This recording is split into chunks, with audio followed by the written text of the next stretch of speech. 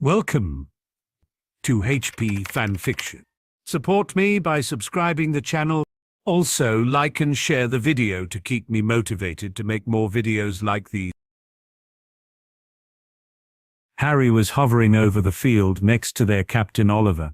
He watched as the two bludgers went up in the air. The Weasley twins hurried up to hit them in the enemy team's direction before the Slytherin beaters had the chance to do the same. The quaffle was thrown by Professor Hooch in a straight angle, and Angelina did not waste time to try and grab it. But the one Harry was paying the most attention to was the golden snitch. This one flew around the bludgers and continued to go up until it got lost in the clouds. Okay, Harry. This is just your first game, so try not to get too nervous. All you have to do is hover over the field, and if you see a golden glint, you go f. Oliver was taken aback when he saw Harry propel himself at a tremendous speed towards the clouds. Harry, wait, you'll never find the snitch in there. He tried to warn him. Whoa, what is the new seeker doing? Jordan stared into the distance. He is flying into the clouds. Does he really expect to find the snitch in there? Many of the students watching started to laugh. What is that idiot doing? He is just a second year. What did you expect? Does he actually think he can find that tiny thing in there? They should have taught him better. What a stupid thing to do. Lyra looked around with a frown. Hey, you guys shut up, she yelled at the ones making fun of her brother. James was watching towards the clouds with rapt attention, trying to figure out what Harry's plan was. He did not enjoy hearing the jabs of the other students, but he could understand where they were coming from at least. If this was a normal second-year student, that would have been a very mindless thing to do, and it would be treated as a novice mistake. But they did not know what his son was capable of. And to be honest, neither did he. You think he has a plan? Lily asked her husband. What kind of plan? Lyra asked. I think we will have to wait and see. James didn't want to admit that he also had no clue. This was definitely not in the playbook of any team. Shiny, Holly pointed at the sky. There was a flash of something golden descending from the clouds. Good job, Holly. That's the snitch, James told her. A second later, something came out of the clouds so fast that they seemed to trace behind it.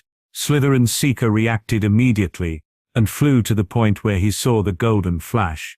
The snitch has reappeared, and both seekers are chasing it now. Jordan stood from his seat. This is a lot faster than usual. But James had realized something. The snitch from school Quidditch is different from the professional one. Is a lot slower to allow students to catch it much more easily, preventing games from dragging unnecessarily. But to deter the games from ending too quickly, the ball had also been enchanted to hide during the first 15 to 20 minutes of the game.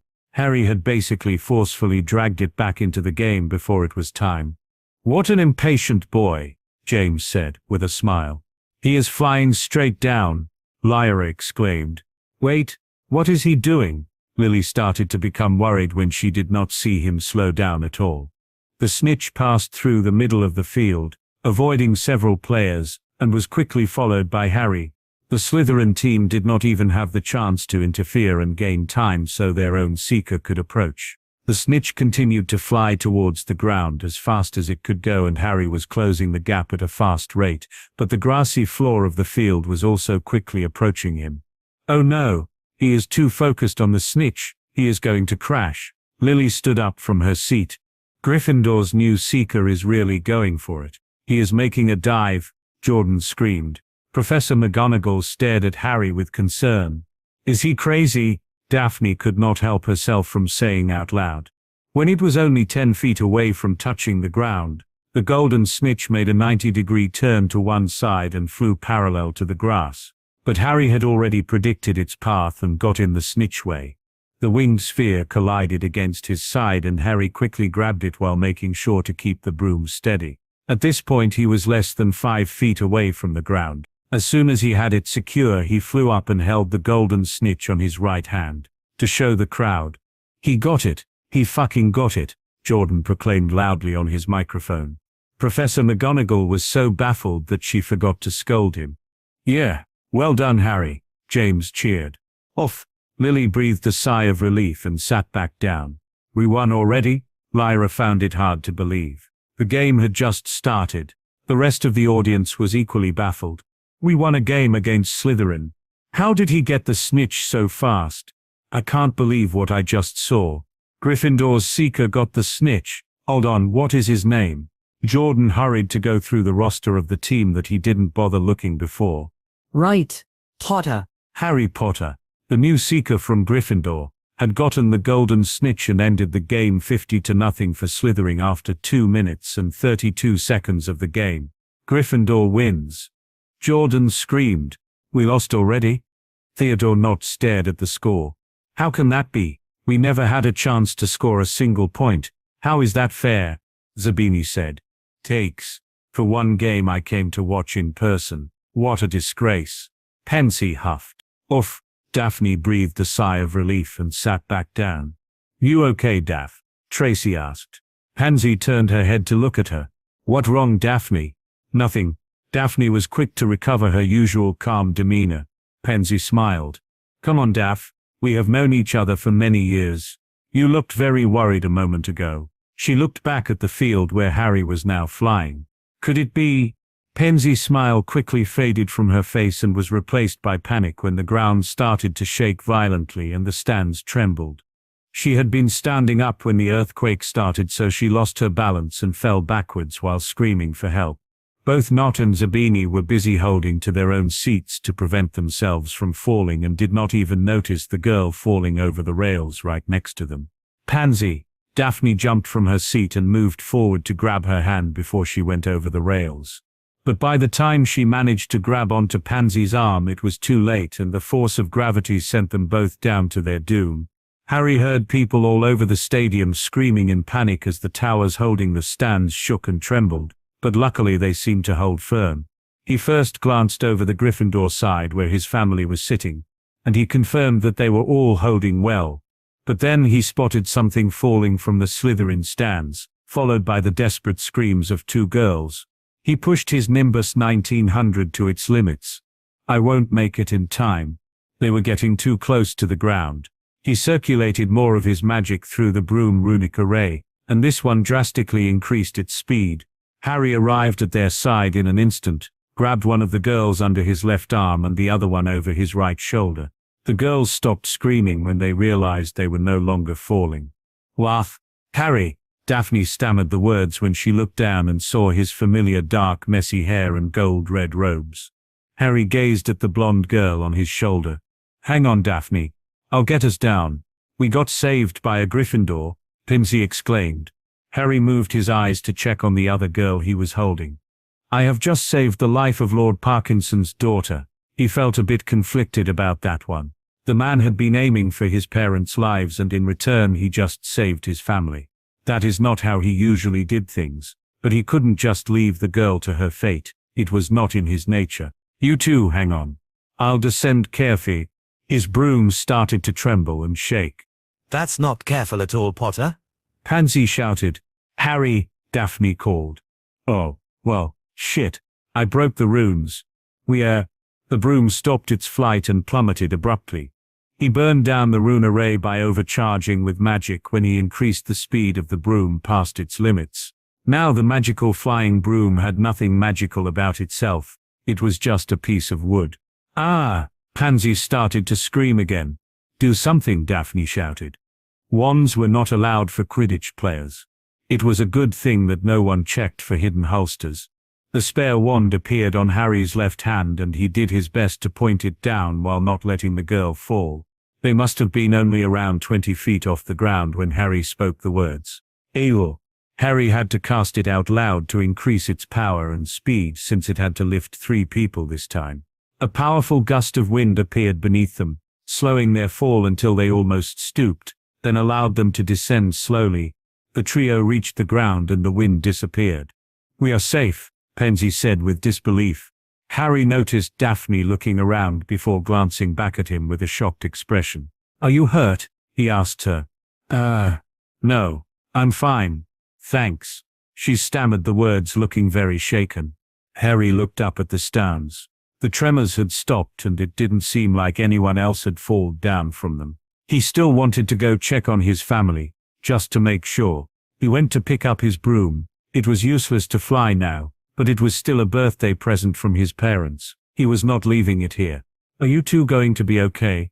I want to go check on someone. Harry told the girls. I'm fine, Potter. Pansy seemed to have recovered her nerves after the experience. Thank you. I won't forget about this. Daphne didn't say anything but kept staring at the spot where he cast the spell. Harry shrugged it off as the girl being in a momentary state of shock, but at least she wasn't physically harmed. He turned around and ran to the Gryffindor stands. Daphne stared at his back as he left. Pansy was not there that day when Neville played his only Quidditch match, but she saw very well the wind magic that Neville had supposedly invoked by accident when his life was in danger, or that was what the rumors told. That was the same magic, I have no doubt now.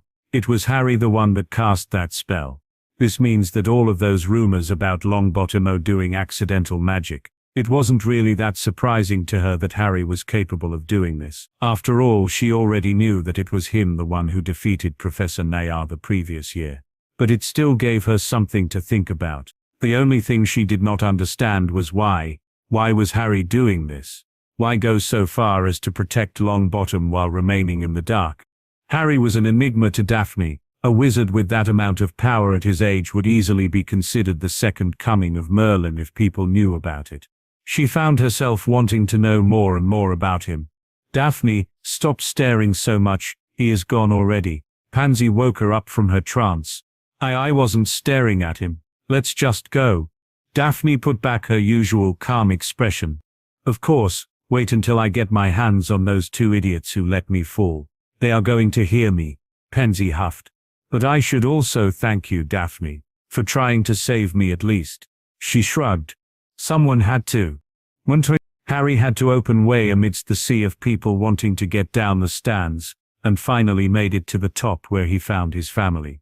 He could finally breathe when he confirmed they all seemed okay. Harry! Lyra came running to his side and hugged him. This was not a usual reaction for her, but she appeared to be really shaken by the experience. I'm fine. What about you? She did not let him go. I'm scared. Why is this happening? This was supposed to be a fun year. This will be over soon enough, you'll see. Lyra, don't worry. Harry promised her. I'll take care of it somehow. So no one got hurt? Harry asked. Harry, Lily and James came to his side. We are fine. Luckily these stands had managed to hold. Despite that tremor, James said. It wasn't luck. I'm sure these structures are heavily reinforced with magic, so they will never fail. Lily explained. Yes, but you can still fall from them, added Harry. Why didn't you tell us anything about the earthquakes that had been occurring since the start of the year? James was looking straight at Harry with a serious expression. It didn't seem that important, and I'm sure Lyra has already filled you in. Harry brushed aside his concerns. Strange occurrences at Hogwarts were a common thing for him. She did tell us, but I didn't think they were this bad, Lily commented. Now that she mentioned it, I did notice that the tremors seemed to be getting more violent. This just added to his sense of urgency to find the cause and put an end to it, before someone gets seriously hurt or dies. He was still not completely convinced that the giant snake living under Hogwarts was the culprit. After all, even a monster of that size should not have the strength to shake a giant castle like Hogwarts. However, the Chamber of Secrets was the only place he had yet to search, so the answer should be there. Hopefully, that was his only plan for the moment. But without a Parselmouth to open the entrance, I'm going to have to resort to more drastic methods. I will need to find a way to force Dumbledore out of the castle, or he will definitely notice what I'm planning on doing. His father is a member of the Wizengamot, so he could ask him to call an emergency meeting, but he is going to want to know more about what his son is planning on doing at school if he makes that request. Maybe it's better if I just ask her. Harry, James got closer and put a hand on his shoulder. Leaving the earthquake aside, that was a fantastic game. I think you may have broken some record there. Yes, it was very short thought, Lyra added. Of course we are glad that you won, dear, but I would prefer if you keep those reckless maneuvers to a minimum in the future. No need to risk your life for a school game. His mother reminded him. Harry, you flew very high. Holly raised her hands in the air. He smiled. I did. When you are a bit older, maybe I can take you to fly with me. He glanced at his parents.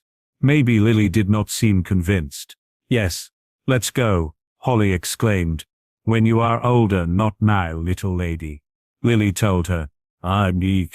During the next day, people talked mostly about two things: the last earthquake and the Quidditch game. The new Gryffindor seeker had surprised everyone with his speed, and now everyone was throwing glances at Harry as he passed through the corridors. However, Harry's mind was currently preoccupied with something else. That will do. He finished writing the note he was planning on passing to Daphne. Her father was a member of the school board of governors, and as such was qualified to call for a very much deserved meeting to discuss the current incidents in the school. To be fair, they should have already closed it for safety. The headmaster must have pulled several favors to prevent the board or the ministry from taking action so far, but that was not going to last long. Professor McGonagall announced the end of today's classes. Harry walked outside the classroom and waited, hoping to have a chance to give Daphne the note he had written. What he was not expecting was a group of several Slytherin students walking directly towards him in the hall, with Pansy Parkinson at the front, followed closely by Daphne, Trace, Knott and Zabini. Potter, I wanted to have a word with you, Pansy called for him. Harry turned to look at her, and waited for her to approach. Pansy and the rest stopped in front of him. I wanted to formally thank you for saving my life yesterday. If there is anything I can do to repay you for that, all you have to do is ask. I see. Harry could understand where she was coming from. For pure-blood families who follow old traditions, this could be even considered a life debt, and it would be a huge deal. He was about to brush her off as this was a small thing for him, but an idea came to him. This could be an opportunity to strike at the Death Eaters, and it would be foolish to just let it go. I understand, Miss Parkinson. I formally accept your thanks. I will inform you when I can think of a form of repayment. I will be waiting then. Pansy nodded to him. The group started to walk away, but Daphne remained behind. I also wanted to... Daphne. Harry interrupted her and got closer to her. His face was only a few inches away from hers. He wanted to make sure that no one saw this. Reese. Dear what? Daphne was startled by his sudden closeness and blushed slightly. But then she noticed that he placed something on her hand.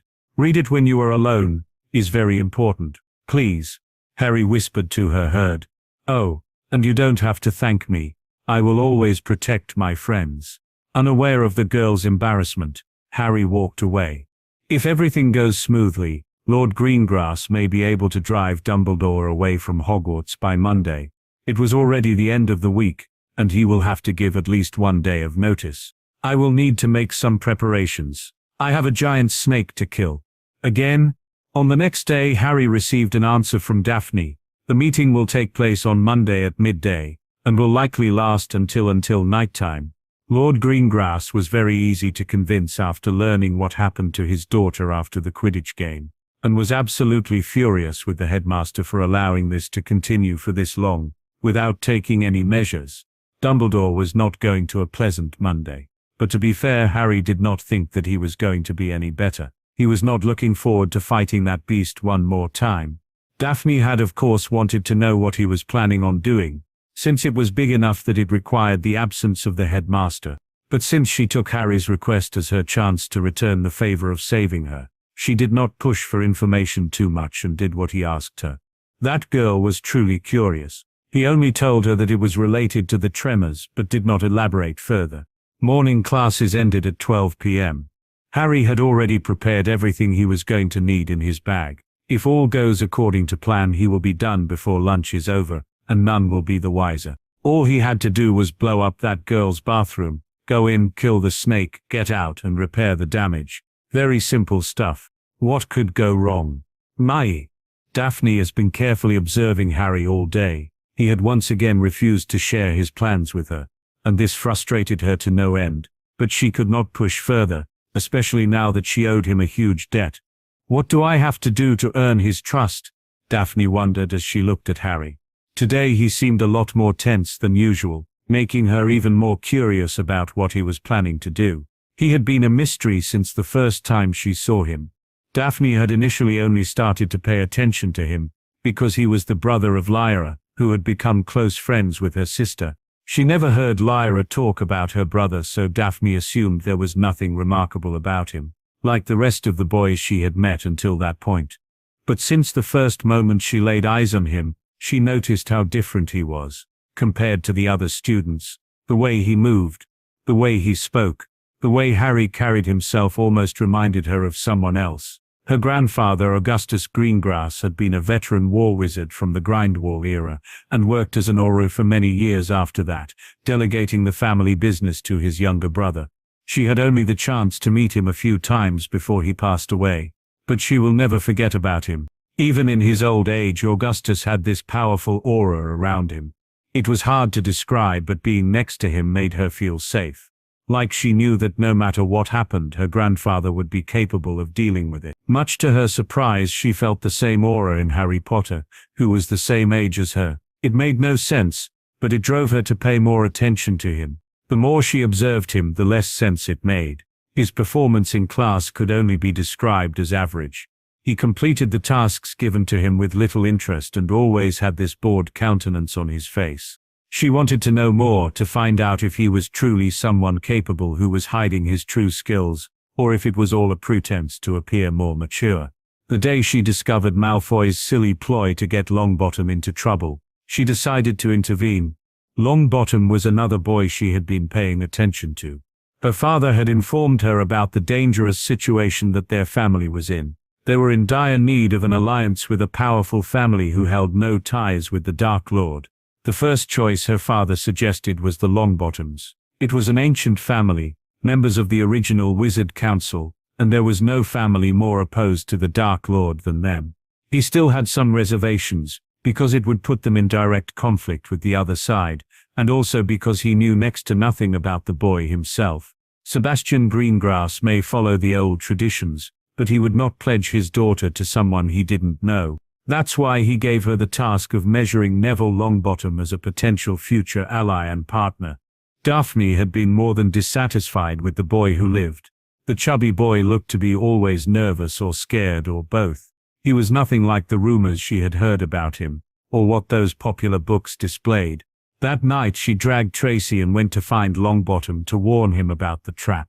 She did not expect to find Potter also there. But then something happened. With Argus Filch on their tail, she saw Potter take charge of the situation with a calm demeanor and guided them to safety. He also did it by effortlessly opening a door that she would later find out should have been impossible for a student to open. That day it became clear to her that Harry Potter was a lot more capable than he let on. Then it came the day of their first flying lesson, and the event that started all those crazy rumors about Longbottom and his accidental magic. She was probably the only one who noticed it because she was the only one keeping an eye on Potter instead of Longbottom. But at the crucial time when Longbottom had started to fall, she saw Harry make some strange movements and muttered something. Moments later, Longbottom was saved and the rumors about his mystical accidental magic started to circulate around the school.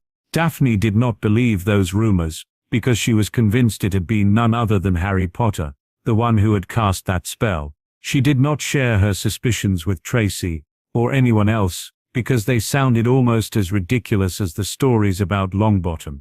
However, she did decide to take an important step that day.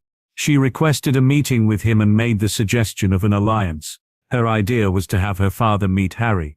Sebastian Greengrass was known for having a great sense of measuring people, a skill very much necessary for his job, so she wanted to see if her father could sense the same in Harry that she did. When she heard her father made the proposal of an alliance with the Potters, Daphne had no more doubts about Harry Potter's suitability. And after that day, Harry continued to surprise her with the amount of magical knowledge he seemed to possess.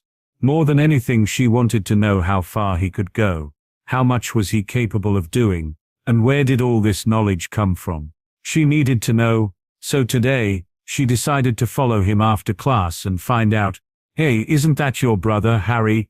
Ginny pointed at the boy who had passed by them. "I think so, but where is he going?" "The Great Hall is that way." Lyra pointed to the corridor, at their right. "I don't know, but he appeared to be in a hurry." Ginny then noticed someone run after him and then stopped to hide behind one of the many sets of medieval armor spread around the castle. That person kept peeking toward Harry and then headed after him. Lyra, I think that blonde girl looks very suspicious. She seems to be following Harry. Is that a Slytherin uniform? Lyra could only get a glimpse of her green tie before she strode away. Why would a Slytherin girl be following my brother? Maybe she is a stalker, Ginny suggested. He is not famous enough to have stalkers, Lyra said. However, after the last Quidditch game, a lot of people started to talk about her brother's flying skills, including many students from her class. Let's follow her, Lyra decided. What? Now? But I'm hungry, Ginny groaned. We can skip one meal. I want to know what my brother is up to, and why is that girl following him? Lyra, remember what happened the last time we followed Harry? Ginny cried. Yes, that was kind of fun. Lyra smiled. It wasn't fun at all, Ginny shouted at her with frustration. Lyra stopped to think for a second. Maybe fun had not been the best way to describe it, but she did not regret doing what she did that day. It allowed her to learn more about the mystery that had become her brother, and this looked like another chance to do the same. That is what her instincts were telling her. Come on, where is your sense of adventure? Besides, aren't you even a bit curious? Lyra asked. Ginny looked pensive for a moment. Fine, let's go. She is getting away. Lyra held onto Ginny's arm and dragged her away before she had the chance to agree to go. They continued to carefully follow the blonde Slytherin girl until they found themselves in an unfamiliar part of the castle. Where are we? Asked Ginny. Not sure, but I think this is the 6th floor. I lost count of how many stairs we went through. The blonde girl took a turn around a corner and disappeared from their sight. Hurry, Ginny, we can't lose her now, Lyra said with urgency. They didn't even know how to go back at this point. Leaving caution to the wind, the duo started to run. They turned the corner at full speed and had no time to avoid the collision when they found the blonde girl standing behind a column. The Slytherin girl yelped in a mixture of pain and surprise before turning her head around and getting a good look at her attackers. Lyra and Ginny were now able to check up and close the face of the Slytherin girl they had been chasing for the last 5 minutes. Daphne. Lyra immediately recognized her. Shh, lower your voices, Daphne whispered to them. What are you doing here? We thought you were a stalker, Ginny answered. What? What are you talking about? Daphne scowled. We saw you following my brother. I didn't recognize you, so we decided to follow. I'm not stalking Harry. I mean, I was just wondering what he was up to. That's all. Daphne looked away. How do you know he is up to something? Ginny asked. I don't think I should tell you that. She was hesitant to reveal any further information. Come on, Daphne. It is something about my brother. I have the right to know. Please, Lyra implored. She sighed. Very well, but you better keep this a secret, or I will never trust you again with anything. I'm serious. Daphne warned her. I'm great at keeping secrets, Ginny reassured her. I'll try my best, Lyra promised. Harry made a formal request from my family. He wanted for my father to call an emergency meeting of the school board. Why would he want to do that? Ginny didn't understand. He needed to drive the headmaster away from Hogwarts for a few hours, Daphne told them. What could he be planning on doing that requires him to force the headmaster away? Lyra was getting a bad feeling from this. Her brother was not the prankster type, so this must be something more serious. He told me it was related with the tremors, but did not elaborate any further than that, she told the girls. He knows what's causing the mysterious earthquakes, Ginny asked. If he knows that, why not inform the professors instead? Lyra wondered out loud. I have only known your brother for a year or so, but he seems the type who prefers to do everything by themselves, Daphne remarked. Maybe now he has changed so much the last year. Lyra kept those thoughts to herself. And what is he planning on doing exactly? Wait, where is he? She had not seen any trace of her brother since she stumbled upon Daphne. I don't know what he's planning. That's why I followed him. Daphne pointed to a nearby door. But he went in there. Ginny and Lyra stared at the door, and then at the familiar sign at the top. That's a girl's bathroom, Lyra shouted. Yes, I didn't even know there was a bathroom here, Daphne said. Why would he go in there? Ginny wondered. I swear if he did all of this just to spy on some girl, Lyra said with narrow eyes. I don't think the... Before Ginny could finish her sentence, there was a loud explosion inside the bathroom, and smoke started to pour from beneath the door. Harry! Lyra started to run, followed by the other two girls. Harry landed on a mountain of skulls that were piled up at the bottom of the hole. The smell is as bad as I remembered it. He made it inside the chamber while still in one piece. Opening the entrance by brute force had been even more dangerous than he originally predicted. Salazar Slytherin had weaved some very nasty curses inside the protective layers. Explosions of acid, followed by organ-dissolving curses, spikes dipped in venom. That man really wanted to kill anyone who dared to intrude into his chamber of secrets. Well, joke's on him, didn't even lose a limb. He did have to resort to his strongest defense though. Okay, let's find that snake. Harry got out of the pool of bones and stepped into the chamber proper. Ahead of him lies another closed door that he will have to break open before encountering the basilisk. Ah, no. Harry was startled by the shrieks of several girls. He turned his head just in time to see 3 figures landing on the bones. That was so scary, Ginny yelled. I mean, it wasn't that bad. Lyra tried to appear brave, but she was obviously shaken. That was very unpleasant. I don't want to... What is this? Daphne looked down at the objects they were lying on. Ah! That was the first time Harry had heard Daphne shriek like that. Even when falling from the stands the other day, she kept a better composite than now. Are those skulls? Ginny was next to start screaming. Something is biting me. Help! Lyra shouted. I think they are making more noise than me when I blew up the bathroom. I better help them. Harry went back to the pool of bones and assisted the girls out. He then waited patiently until they had calmed down a bit. Very well. Now I would like to know, why did you follow me here? Wait, before that, Lyra was quick to point at his face. Are you wearing earrings? Are you really asking me this now? He raised an eyebrow. Those rings are so pretty too, Ginny pointed out. Daphne frowned. Those look like magical artifacts. What do they do? She asked. This is not the time for this. Now tell me, what are you doing here? He had a serious expression on his face, and Lyra knew that there was no evading the question. We were just following Daphne. Lyra was quick to shift the blame to someone else. We thought she was a stalker, added Ginny. I have no excuse. Daphne looked away. You 3 have no idea of the danger this place holds, Harry said. At least it is good that I spotted them before opening the last door of the chamber and releasing the basilisk. At least now I can lead them out before going further with complete safety. Wait, what is this place? And how did find out about it? Lyra asked. Harry glanced at his sister. Her curious eyes reminded him of a distant past. Ginny and Daphne hid it a bit better, but they were also dying to know more. I will tell you, with the condition that you keep your mouth shut about it.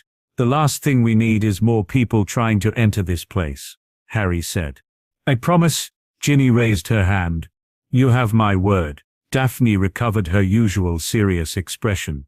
You know you can trust me. I didn't tell anyone about what happened in the basement, Lyra said. Lyra, Ginny pointed at Daphne. What happened in the basement? Daphne asked. Nothing happened, Lyra exclaimed before turning to Harry. See? Yes, I see you have a big mouth. Fine, this is the Chamber of Secrets. The what? Lyra looked confused. Never heard of that, Ginny said. The Chamber of Secrets? The one built by Salazar Slytherin. Daphne walked past Harry and stared at the walls of the entrance. It was filled with carvings of snakes of all kinds. Amazing. I thought it was just a legend told to first years, Daphne said.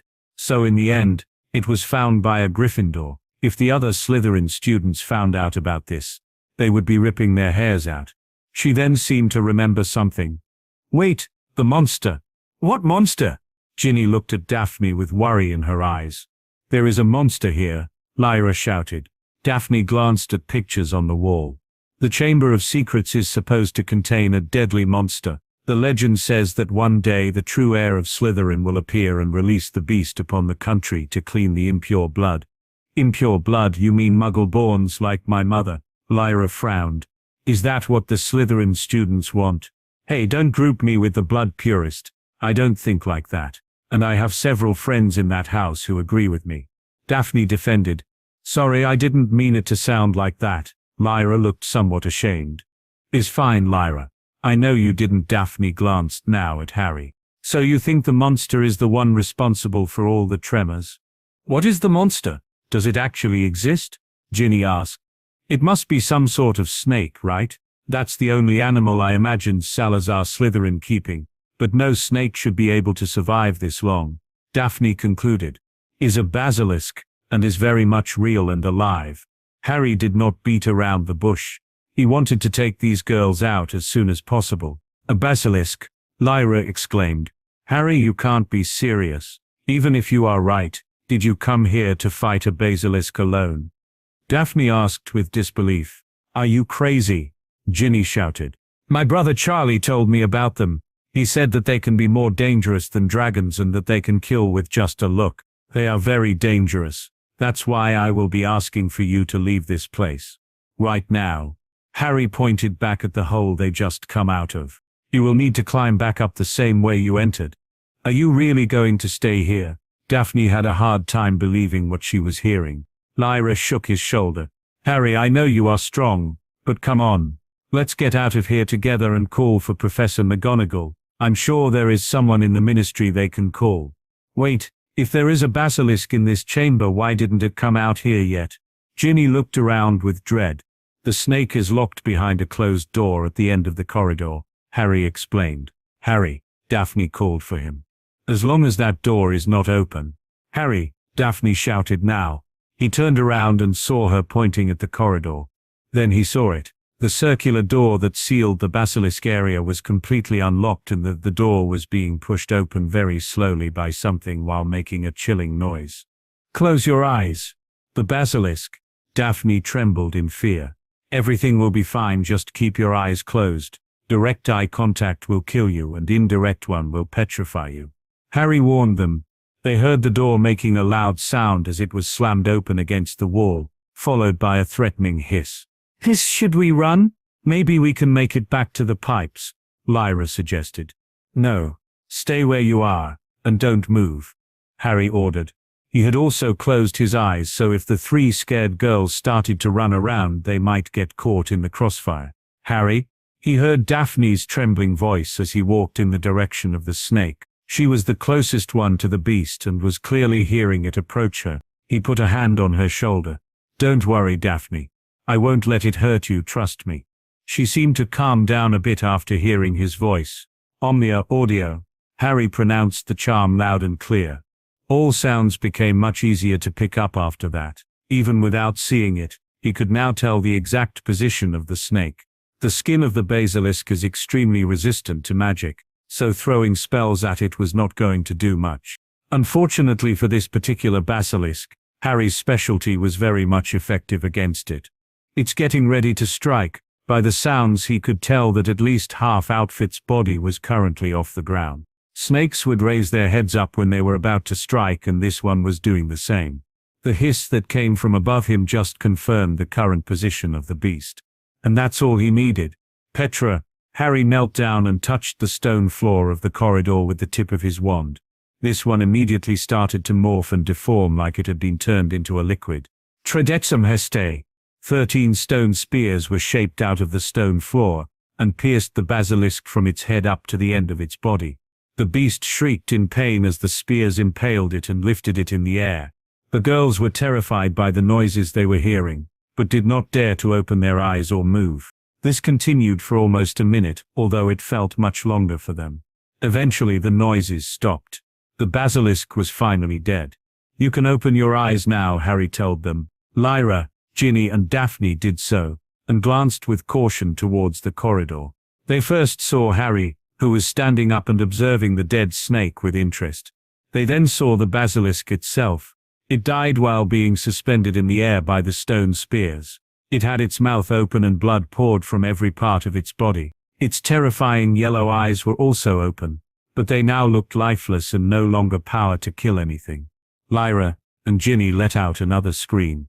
They had never seen something so scary in their short lives, and the mere thought that this monster had been alive moments ago and moving towards them was truly a terrifying thought.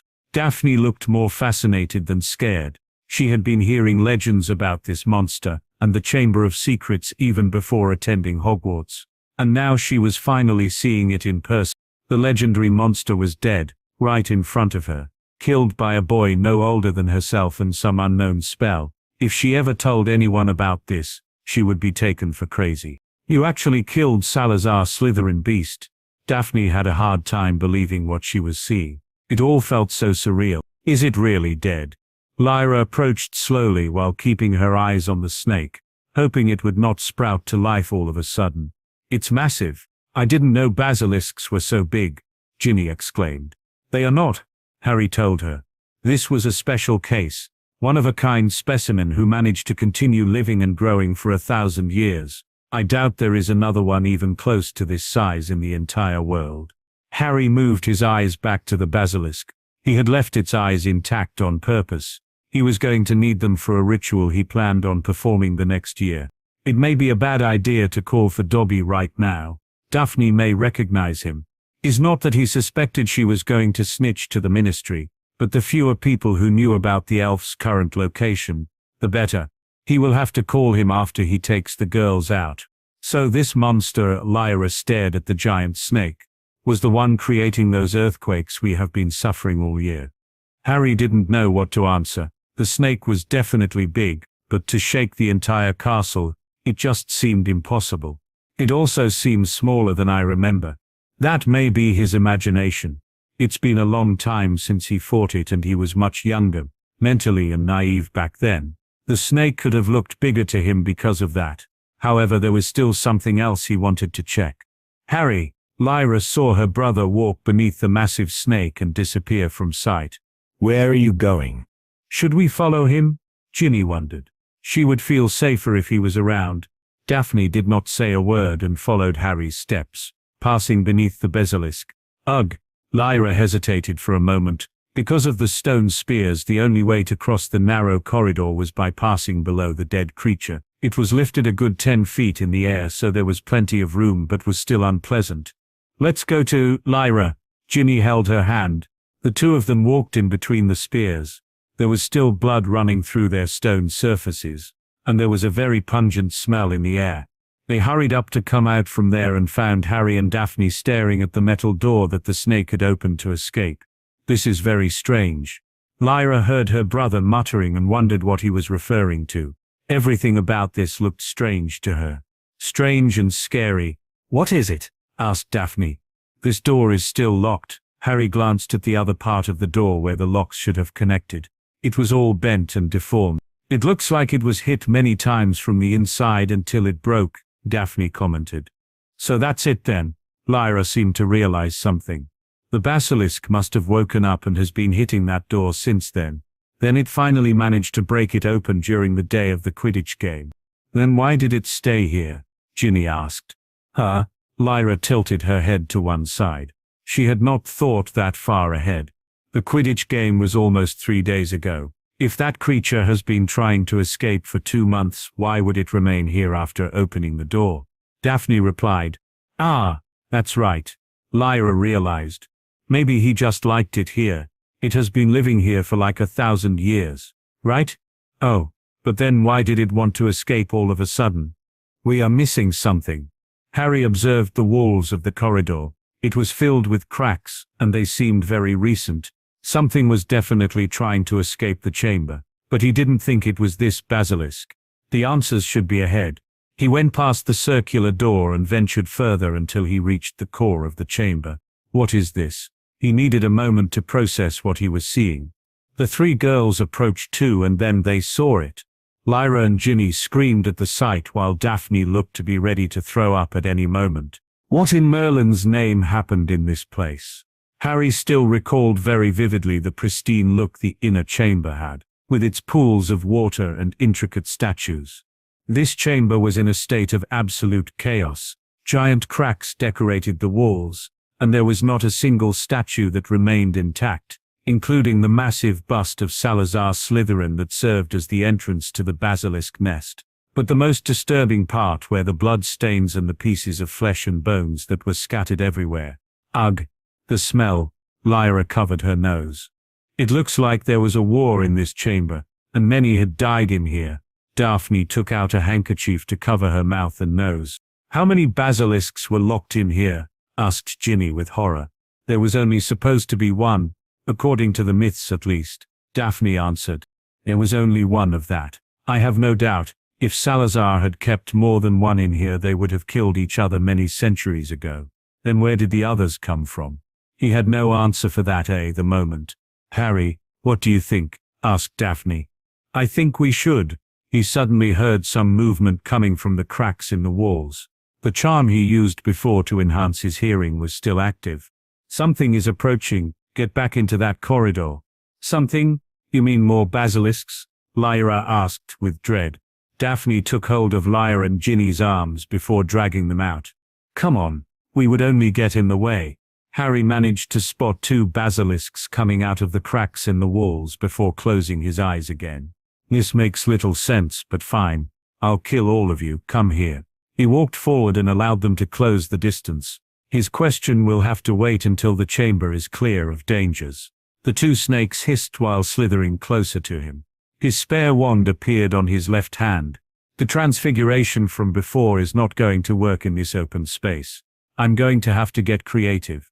He still has the 7 Arkstones as a last resource, in case he needs to cast something big or his reserves become depleted. But he still had other ideas.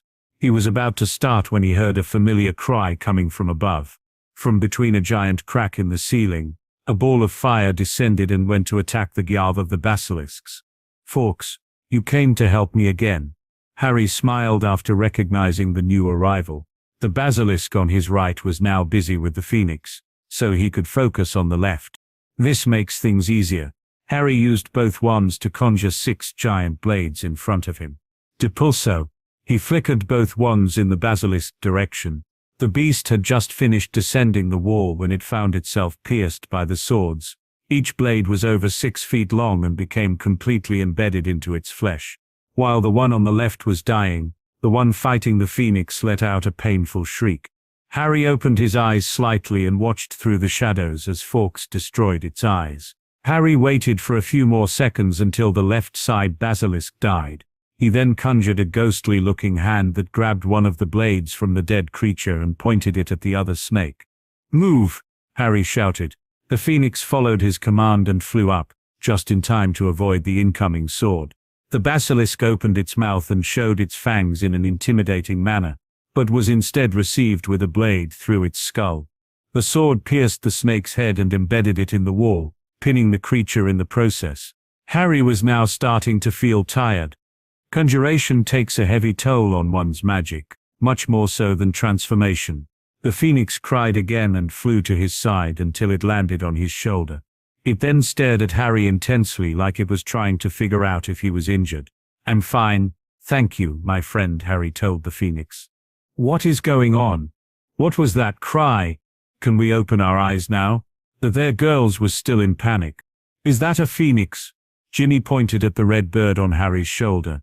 That must be Headmaster's phoenix, Daphne concluded. Is not like there were many birds like that one around the world. Is so pretty.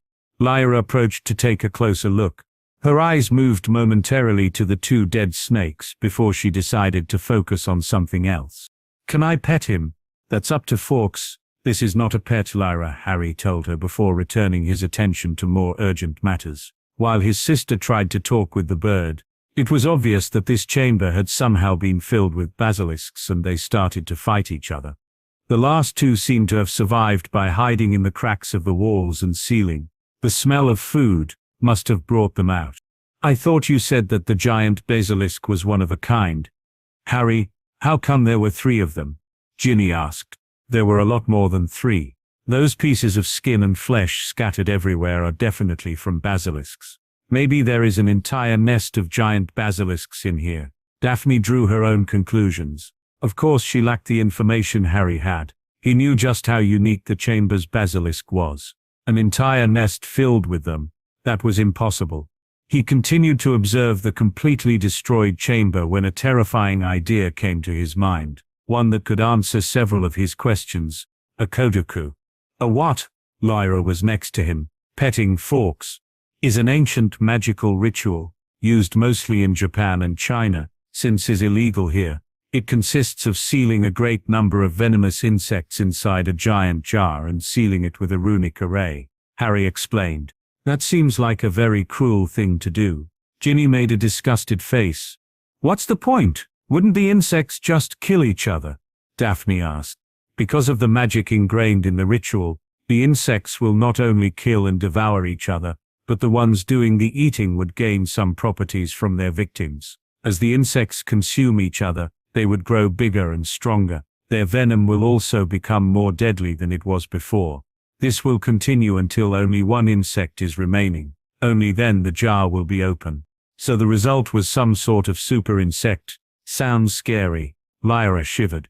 Indeed. The wizard will then capture the resulting super insect and extract its enhanced venom. That was the purpose of the ritual, to create the deadliest venom possible. Harry told them, "You think that's what happened here?" Daphne did not like where this was going. "I never heard a Kodoku ritual that used venomous snakes, and this chamber is obviously not a jar, but there is powerful magic in its walls to keep it sealed. It could work, I suppose." He thought about it for a while. That would also explain the tremors we have been feeling for the last 2 months. How come? Ginny didn't follow. As the basilisks devoured one another, the winners grew in strength and size. They continued to hit the walls as they fought, and I guess that 2 months ago they started to become big and strong enough to start shaking the castle and breaking the reinforced walls of this place. He considered if that was what truly happened, but this theory covered the basis at least. "Aren't you missing something important?" Daphne asked. "Where is the super basilisk?" Ginny asked. That was the thing that got Harry worried. That's a good quiz. The ground started to shake, and this earthquake seemed much stronger than the rest.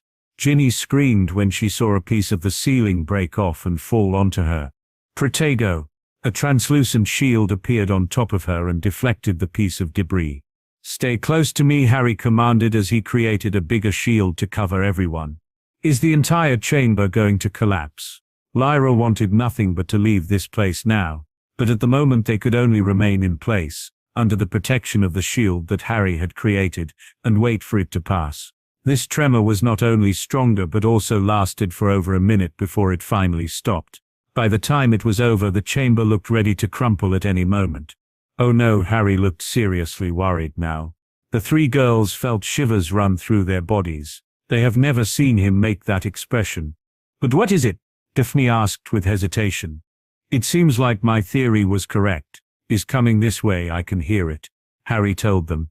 "What's coming this way?" "You don't mean?" Ginny asked to confirm, but already had an idea of what he was talking about. "The super basilisk. There is actually one," Lyra asked. "What do we do now?" Daphne did not take her eyes off him. "Forks? Get them off the castle," Harry told the phoenix.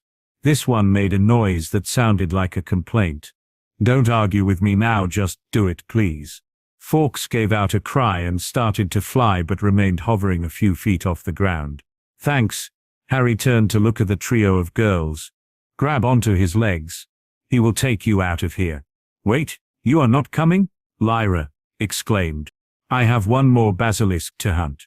"What?" But Ginny looked at him with concern. "Do you have to be a Gryffindor until the end?" Daphne told him. Harry grinned at hearing this.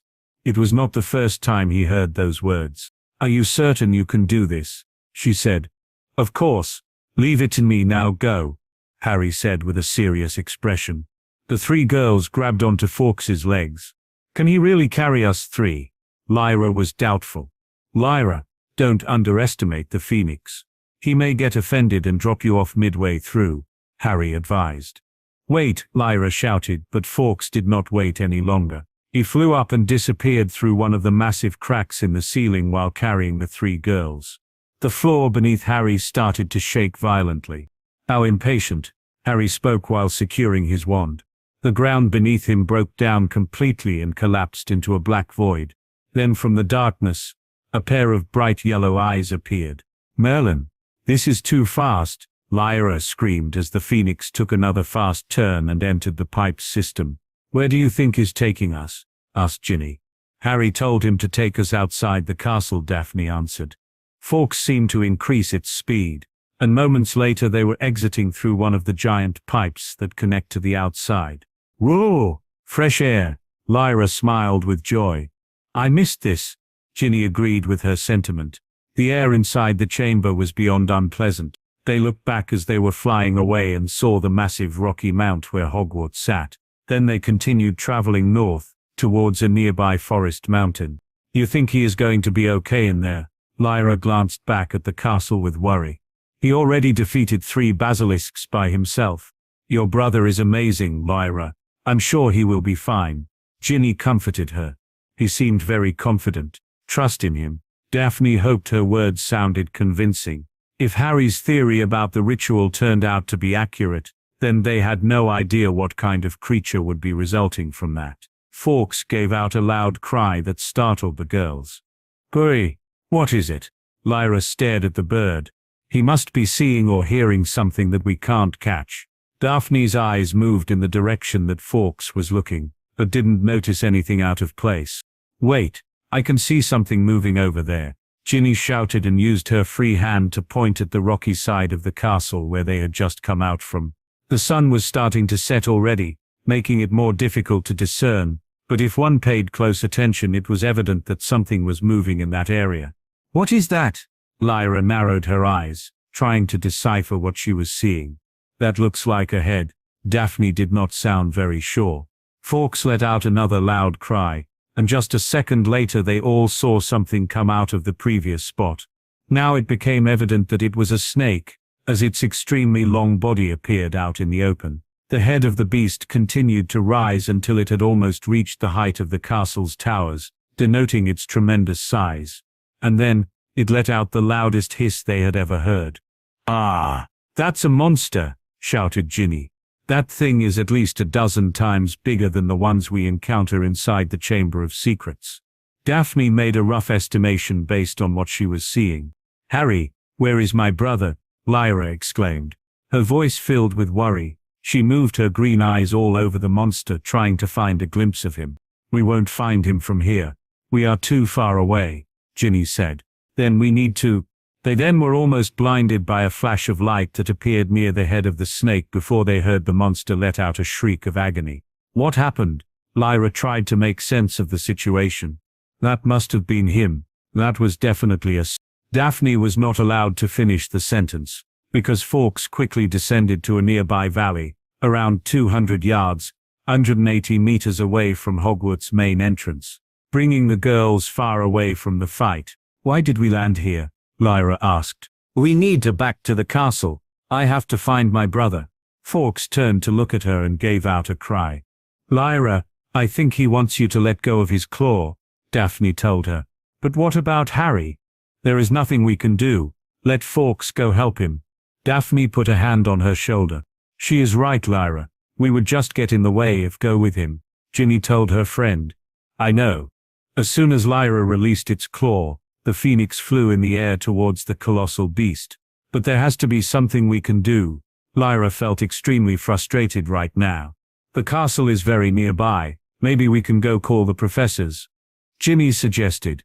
What do you think the professors are going to do against that? Daphne pointed at the giant gonster. The basilisk was now back on the ground. It has descended into a nearby mountain, but it was so massive that they could still see its body poking over the trees as it moved around, crushing everything on its path. They then spotted Fawkes fly towards its head. What about the headmaster? He is supposed to be the greatest wizard alive. Ginny had heard those words being said many times by her parents. Did you forget he went away to attend an emergency meeting? Lyra, at least recalled that. Right, Ginny said in a low voice. I don't have any other ideas. Sorry. To be honest, I don't think even Albus Dumbledore would be able to kill a monster like that, Daphne muttered. The situation did not look good at all. She could not understand how Harry was so confident before. Look, Lyra pointed. On the head of the snake, I think there is something on top of it. Now that the beast was closer, they were able to spot something standing on top of its head. That can only be Harry. I hope he knows what he is doing, Daphne said. Oh, girls? Ginny spoke with worry. What is it, Ginny? Lyra sounded exasperated. She was trying to come up with some way to help her brother, but nothing came to mind. Up to this day she couldn't even imagine that monsters that big existed in the world. There was no chance for her to know what to do in a situation such as this. Is it just me or is it coming this way? Ginny stared into the distant mountain where the snake was moving around. No. He's definitely moving towards here, Daphne said in alarm. Come on, the castle is very close, we can make it inside. Lyra decided that the only thing they could do for now was survive and hope for the best. A part of her still believed that her brother would somehow find a way to defeat that colossal beast. The stone floor of the chamber cracked and crumbled beneath his feet, with little warning, and Harry found himself falling into a black void. He caught a glimpse of a deadly pair of yellow eyes, and immediately directed his gaze away. Even with only this momentary glimpse, he felt his heart stop for a moment, despite all the protections weaved into his body. He heard a hiss and the next thing he saw was the inside of a massive mouth surrounding him. This monster had no intention or need to bite him, it was instead trying to swallow him whole. You think I'm a snack? Harry pointed his wand down. Bombarda. He put a lot of power in that spell, more than enough to create an explosion capable of sending him flying away from there, and to make the beast regret its decision. He could hear its shrieks of complaint as he landed back in what remained of the Chamber of Secrets.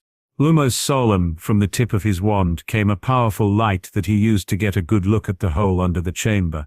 The creature was even larger than he imagined. Its colossal body was trashing around and hitting the rocky walls of that cave, making everything tremble.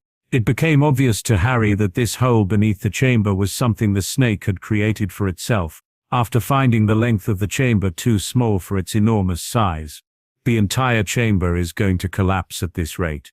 I need to hurry before it's too late. Without the support of the ground beneath it, it was just a matter of time before it all came crumbling down into the basilisk's newly made nest.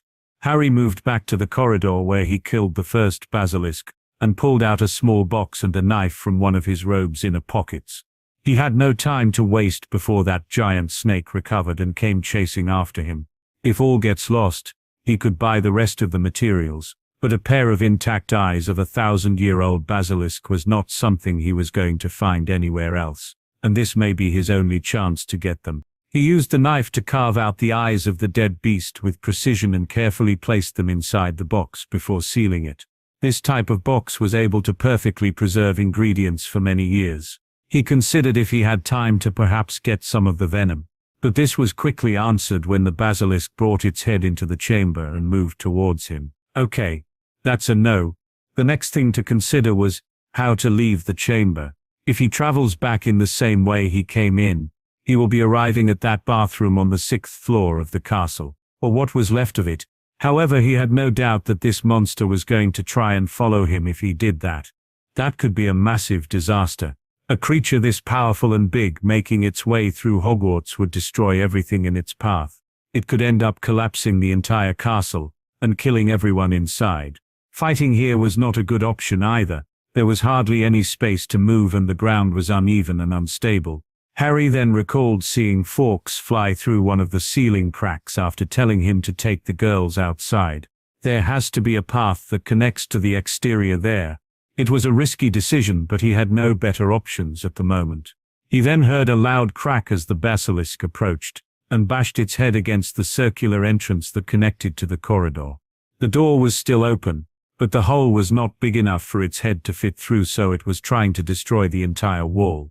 And with just one more hit, it succeeded. Harry pulled a small-looking stick from another pocket and held it in his palm. Engorgio. The small stick grew in length until it became a full-size magical broom. It was his prototype of the Nimbus 2001. With the wall out of its way, the giant basilisk opened its mouth and took a bite. The first thing it caught was the dead body of its much smaller sibling snake that was suspended by Harry's stone spears. The spears broke down with little resistance under its immense might, and the dead creature was pulled away and into the monster's mouth. This also had the effect of creating just enough space for Harry to slip by with his flying broom. The snake twisted its head around and its yellow eyes followed Harry's path. It then attempted to lunge at him before he had a chance to escape. But Harry was ready for it. The arc stones on his earrings lit up with a bright blue light as he activated them to power up his next spell. since his reserves were already starting to run low. Harry conjured 6 giant iron blades like the ones he had previously created to kill one of the basilisks. Depulso! The 6 blades disappeared in a blur, and then he heard the snake shriek in suffering as the blades pierced its skin and flesh. But even without seeing it, he knew this was not going to be enough to kill a creature like this one. So he continued its way and flew into one of the many giant cracks that were decorating the ceiling. To kill this monster, I'm going to need something with a lot more power, not the kind of thing I can use inside an enclosed space like this. He hopes to have made the basilisk angry enough to follow him outside. Then, the true battle can begin. He could hear the monster's angry hissing noises as it did its best to follow him through a complex series of rock corridors. Harry could only hope he made the right call when he spotted a broken stone pipe ahead of him, and ventured inside it. He took a close turn that made the back of his broom collide with the walls of the narrow space he was in. This made him slow down enough for the snake's fangs to almost touch him. He gave the broom a short kick to increase its speed over its limit just for a second and create some space between to work with. The small arcstones on his rings started to shine as he twisted his body and pointed his wand around the area where its eyes should be. 3 blades were conjured in front of his wand, and the steel edges shone with a baleful purple aura. During their creation, Harry had enchanted them with a highly corrosive dark magic. Regenerating a wound inflicted by these swords was impossible.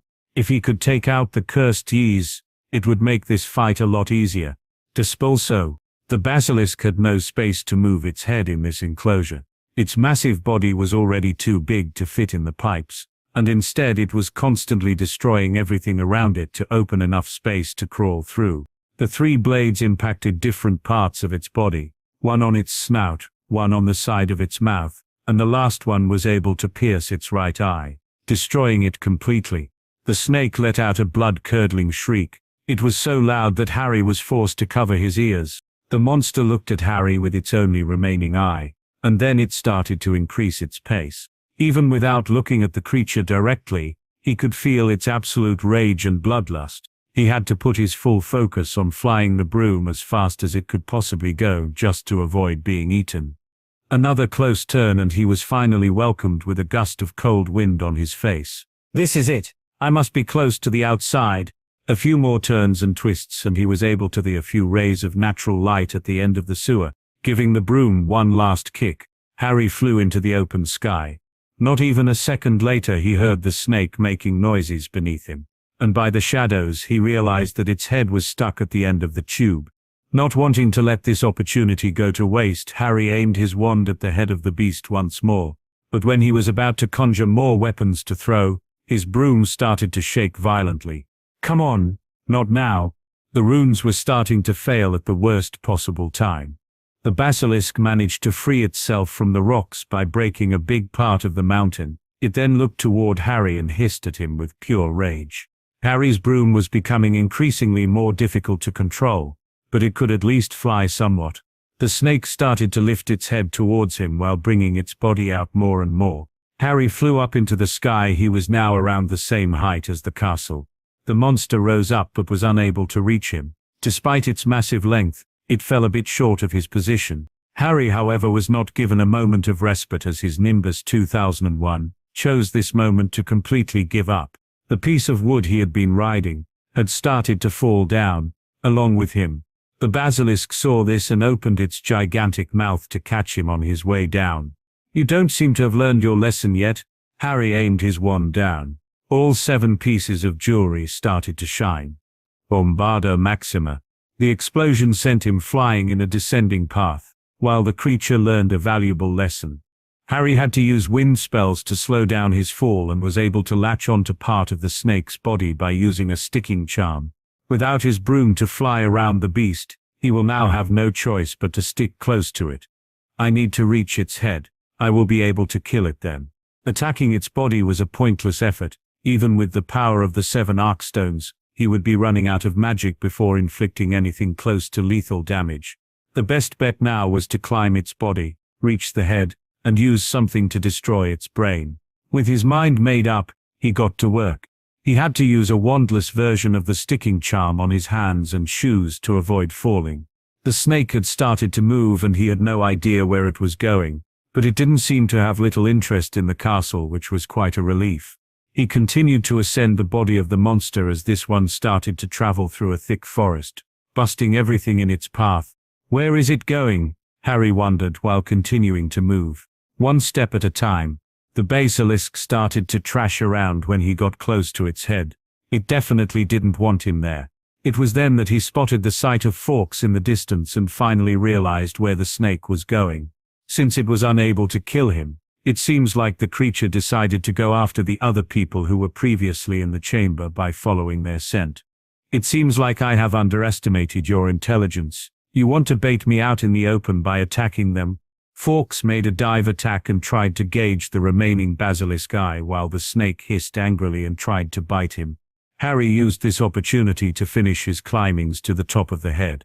He then heard his sister Ginny and Daphne scream and got startled. Turned out, the giant snake had not lost track of its target and continued to chase the three girls.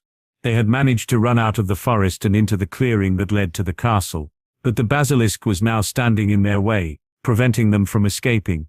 Don't even think about it. Harry stood up on the top of the monster's head.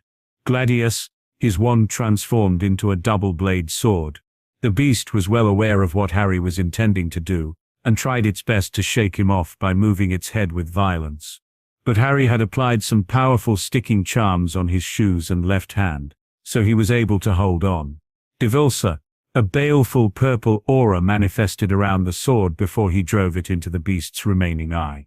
This one shrieked like crazy as the blade pierced its eye and the dark magic started to corrode everything, not leaving a single piece intact. Fawkes! Harry called immediately. The phoenix seemed to already know what he wanted to do next, without saying it out loud, and approached him. He flew close, allowing him to grab onto his claws, and flew away from the head of the beast while carrying Harry. He grasped at the phoenix's claw with his left hand while still holding his wand on the right. The loss of both its eyes was not going to distract it for long enough. He needs more time to prepare the spell that will kill this monster. While still in the air, Harry weaved his wand in a complex series of movements, and a disgusting-looking green liquid started to appear all around the basilisk. Harry saw this and nodded in satisfaction. That should do it for now. Take me to them. The phoenix flew a short distance away and landed right next to the three girls. Harry, Lyra ran and jumped at him. She wrapped her arms around his neck and held him with a lot of force while trembling. I'm fine, Lyra. He tried to reassure her but could not waste much time now. What did you do to the basilisk? Is screaming a lot. Ginny covered her ears. I destroyed its eyes. You don't have to worry about looking at it, but it's still very dangerous. Harry answered. Do you have a plan? What do we do now? Daphne asked with a clear corner despite trying to appear calm. Yes, we should run away now that is distracted. Lyra realized. Run away. Where? Haven't you seen who is following us?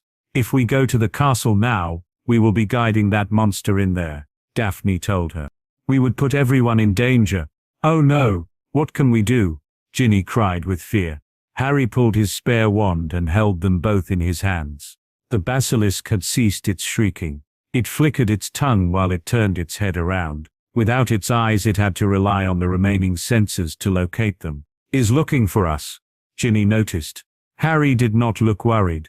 It won't be able to go anywhere for now.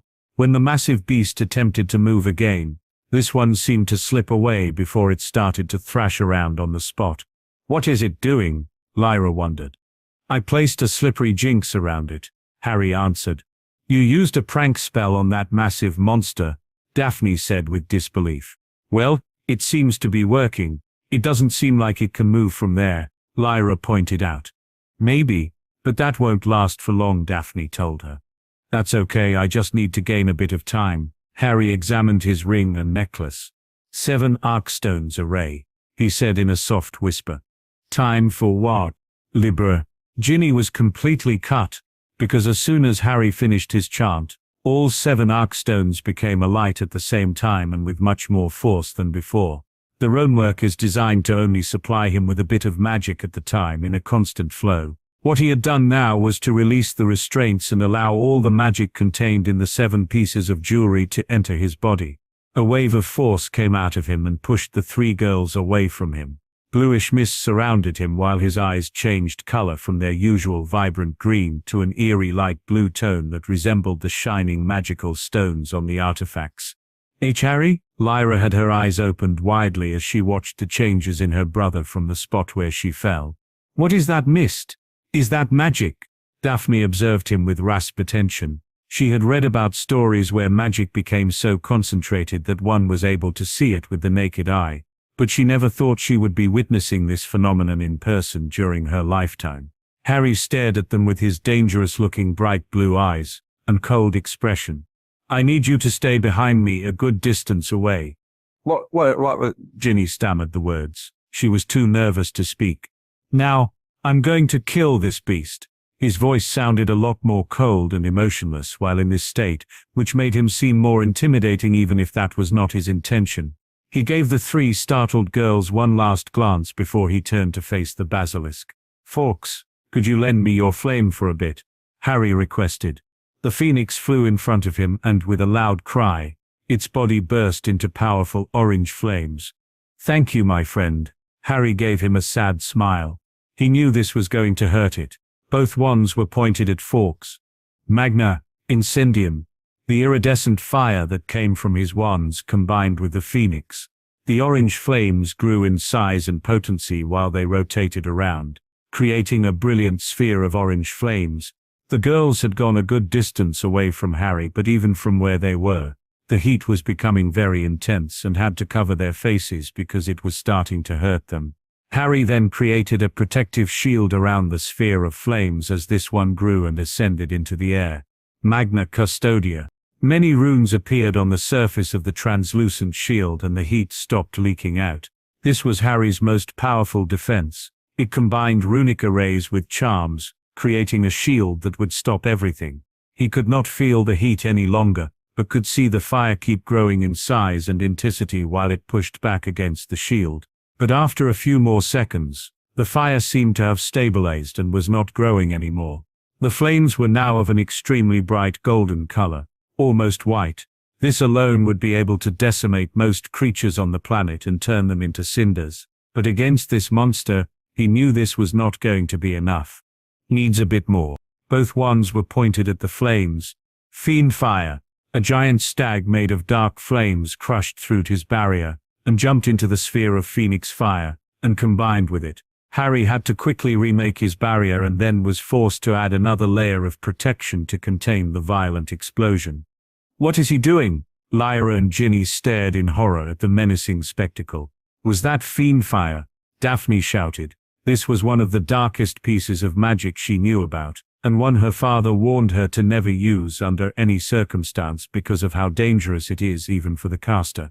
She could only conclude that the only reason they were still alive was those strange barriers that Harry had created around the fire. An immediate change occurred in the flames. These ones changed color once more, but instead of adopting the dark red tone of the flame fire, or the light yellow of the enhanced phoenix fire, they took a light blue tone as they continued to grow in size and become more violent. A third layer of protection had to be added. The spectators stared in horror as the flames pushed against the shield containing. If only a wisp of those flames got out, they would be turned into charcoal before understanding what was going on. The fire turned blue, Lyra exclaimed. Is actually kinda pretty, Ginny remarked. The triple layer of barriers spun around, moving the runes written on them, while inside one could see a bright sphere of blue flames. Yes, that is stunning and terrifying, Daphne added. She could only imagine how hot those flames were after Harry combined the two more frightening flames in existence. Harry did know exactly how hot they were.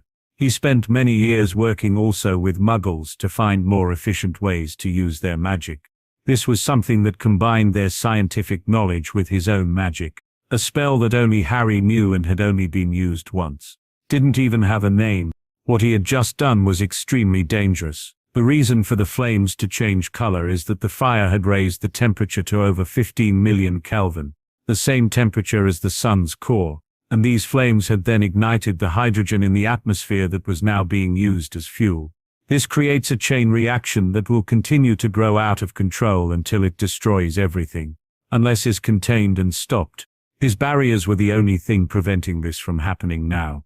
The effects of his slippery jinx were diminishing and the basilisk was starting to approach with difficulty.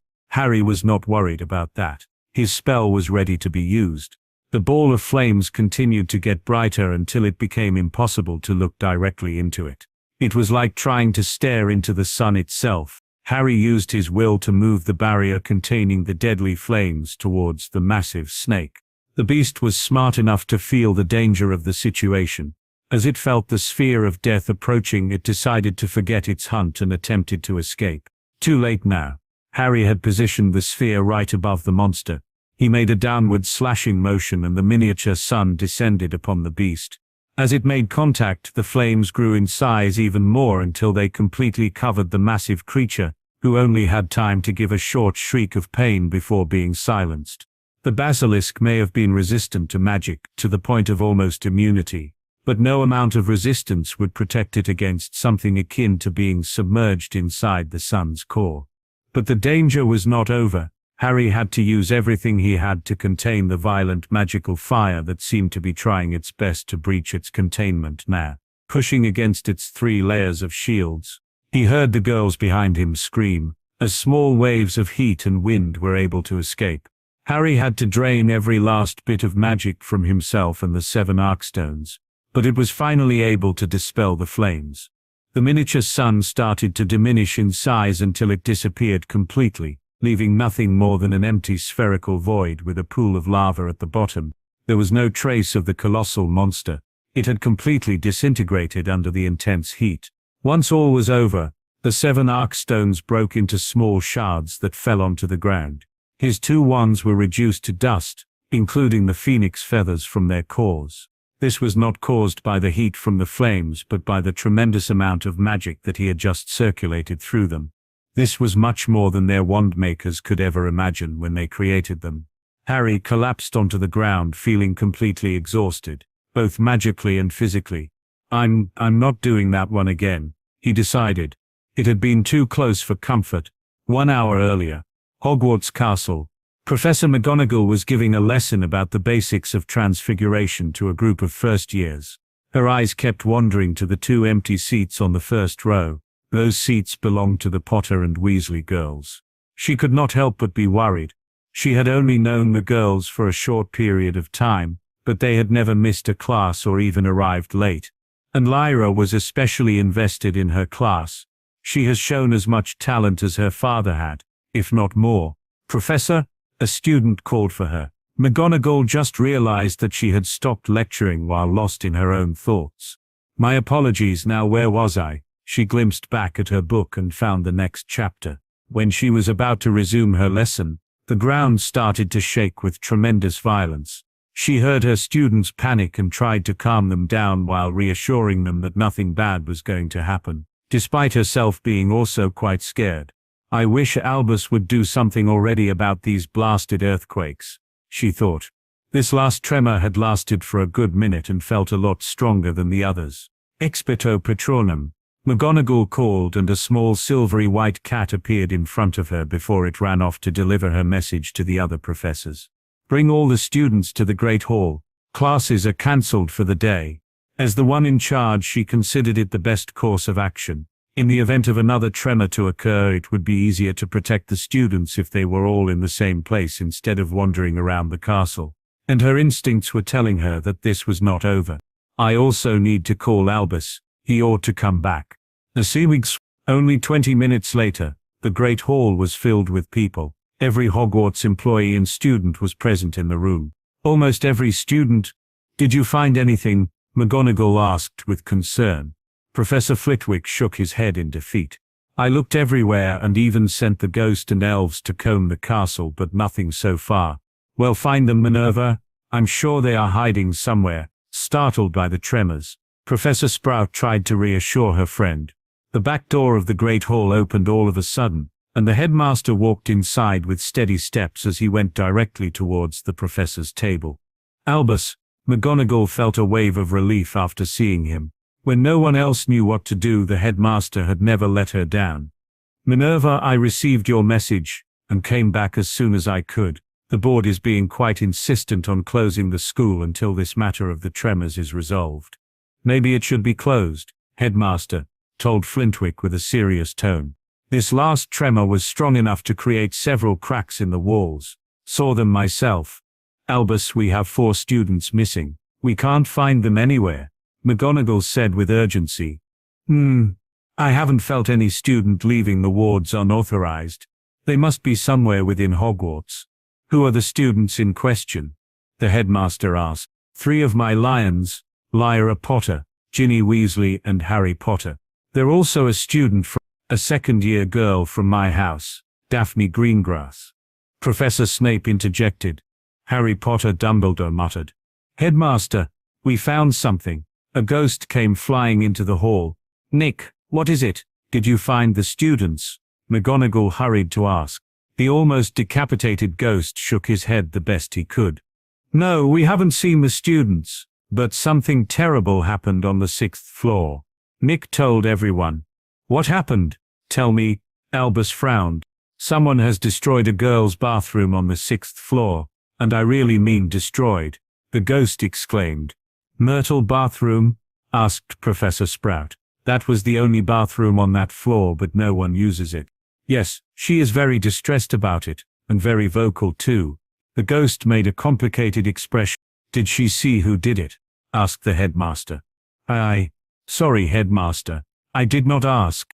That's quite all right, Nick. We should go there and take a look. This may be related to the missing students after all. Dumbledore looked at the professors. Severus, Minerva, you can, They all were surprised when the headmaster stopped talking abruptly and closed his eyes while clasping onto his forehead. Albus, are you feeling unwell? McGonagall was the first one to ask. I'm well enough. I just felt 3 students leaving the castle's boundaries. What? The students left? Sprout exclaimed. Wait a moment, you said 3, but we have 4 students missing, Flintwick pointed out. That is all I know, I'm afraid. I don't have a way to know the identity of the students themselves, just that 3 of them have passed through the wards and left the protection of Hogwarts, the headmaster said. There are of course ways to track down the identities, but the tracking charm placed on the students is basic enough to avoid inflicting on the students' privacy too much, while at the same time offering some reassurance for the professors. We can start by looking at what happened on the 6th floor, suggested Snape. I could search the outside, Hagrid offered. If they went into the dark forest, that could be really bad. Nighttime is approaching and that place can get very dangerous. Dumbledore nodded. Yes, thank you, Hagrid. Go take a look. Severus and Minerva, come with me to the 6th floor. He glanced at the ghost. Nick, I need you to go look outside of the castle too. I know you cannot go too far. Just let me know if you see anything out of the ordinary. What about us? Asked Professor Flintwick. Stay with the students. Don't let anyone leave the hall. Dumbledore made a worried expression. I think something bad is about to happen. The 2 professors and the headmaster approached the destroyed bathroom with quick steps. As soon as they entered through the hole where the door once was, they were welcomed by a very angry ghost. Did you come to finish the job? She came flying and screaming but stopped when she saw the person who had just entered. You are not him. Who is this? Myrtle stared at the headmaster. Myrtle, you may not remember me. I was just a professor back then. But we talked for a bit. I am Albus Dumbledore, the current headmaster of Hogwarts. I don't think I remember you. That's unfortunate, and I'm very sorry about what happened to your bathroom. You have my word that it will be restored as soon as possible. Really? Her expression changed. That would be... But now I really need to find the person responsible for this. Dumbledore said with urgency in his voice. Can you tell me who did it? You are going to punish the culprit. He never told me his name. He was a cute boy with glasses and the most stunning green eyes I have ever seen. The ghost recalled. Glasses? McGonagall said. Green eyes. Snape frowned. It does sound like Mr. Potter, Dumbledore declared. He better be expelled for this. I knew that boy was going to cause trouble. It is his son after all, but he went too far with this. Snape growled. Severus, control yourself. Harry Potter is nothing like his father in this regard. You would know this if you gave him a chance. He would never do something like for a prank, if that is what you are suggesting. McGonagall pointed to him. We will reserve judgment until we have all the facts, Dumbledore stated to them before turning his attention back to the ghost. Tell me, Myrtle, what did Mr. Potter do exactly? Let's see. He came the other day and just stared at the faucets for a few minutes before leaving. Faucets? Dumbledore searched, but could not find anything of the sort on the rubble. If I recall correctly, there were many faucets at the end of the bathroom right over there. She pointed. Haven't been here in a long time. She didn't want to admit that it was because of the ghost's presence right in front of her. There is nothing left. What spell did he use to cause that much destruction? Snape was genuinely curious. He pulled out his wand and performed a series of scans. Right, Myrtle appears to remember something. He also talked to them. I thought that was very weird. He talked to the faucets. McGonagall looked confused. I think he was telling them to open something, the ghost recalled. What about today? What did he do? Dumbledore questioned. I don't know. I only saw him for a moment. He didn't even say hi to me. Just went to the faucets and then everything got loud and confusing. Things started to explode and dissolve. I thought I was going to die, so I hid inside one of the toilets when I came out. Everything was like this. Mother explained her version of the events. Headmaster, dark magic has been used here. Very dark magic, Snape stated. For once he did not try to blame Harry for this. Dumbledore walked towards the end of the bathroom and moved some of the rubble around until he discovered something. There is an entrance here. The two professors approached. A secret entrance. It seems to go straight down, McGonagall observed. Snape waved his wand over the entrance. This seems to be the source of the dark magic. Maybe there were some protections in place. Dumbledore frowned.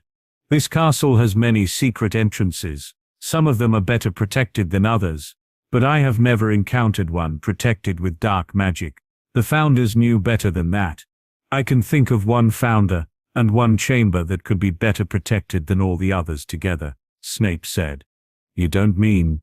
McGonagall seemed to have reached the same conclusion. There is only one way to find out. Dumbledore glanced back at them. One's out. Be ready for anything. The trio descended into the bowels of Hogwarts until they arrived at the pool of bones situated at the entrance of the chamber. What is this, skulls? McGonagall exclaimed, with disgust, and hurried out of there. Not human, Snape pointed out, but neither he nor Dumbledore looked to be pleased either. Headmaster, you need to see this. Snape found something lying on one side of the bones. Snakeskin, Dumbledore noticed. That's massive. There are no snakes of that size, McGonagall said. If this is the place that I think it is, that is not just a snake. Dumbledore looked into the corridor. Stay behind me. They walked through the destroyed passageway and saw what was left of the circular metallic door that was now embedded into the wall, as well as a pool of blood. This is all very recent, Snape spoke. They could still discern the intricate design with carvings of snakes on what was left of the metal door. This truly must be, McGonagall muttered. They ventured further and entered the main chamber. The three of them gasped and stared in awe at the sight. Even in its current dilapidated state, the Chamber of Secrets was a sight to behold. This really is the legendary Chamber of Secrets, Dumbledore proclaimed in awe, or what is left of it. It seems like a massive battle has been fought in here. Snape looked around at the crack on the walls, the blood and pieces of gore. McGonagall screamed. She was the first one to spot the body of one of the basilisk in the distance. Is that the chamber's monster? It looks dead, Snape pointed out. Let's get closer to inspect it, Dumbledore suggested. What if he's not dead? McGonagall exclaimed. Dumbledore conjured a few big rocks and sent them towards its head. The rocks collided and they then waited. No response. Dumbledore moved his eyes to her. Fine. It's dead, McGonagall huffed.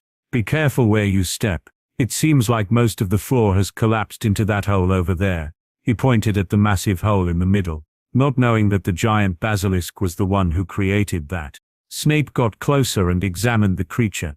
Merlin, this is a basilisk. A basilisk. McGonagall got startled. A specimen of this size, it must be centuries old. Maybe it was the original one, placed by Salazar himself, Dumbledore concluded. So is like 1,000 years old. Can these creatures live that long? She asked. We will have to consult with Hagrid, but this seems to be the case. Dumbledore looked around the room. He did not spot the other basilisk because it had fallen into the dark cave beneath the chamber, and the third one was completely eaten by the giant monster before escaping. There was not much else to observe in the main chamber. Everything had been completely destroyed and the place looked ready to collapse at any moment. You don't think the children killed it, right, Albus? McGonagall did not want to think about a group of young students facing a beast like this one. The swords that Harry had used to kill the beast were gone already. All that was left were the many wounds he inflicted on its body. It seems to be covered in deep gashes, and is very recent. The blood looks fresh too, Snape commented. For what I remember, basilisks are extremely resistant to magic, almost to the point of immunity. The one who killed this one seems to have conjured a series of big-bladed weapons to do the job. Whoever did this knew what they were doing, Dumbledore concluded.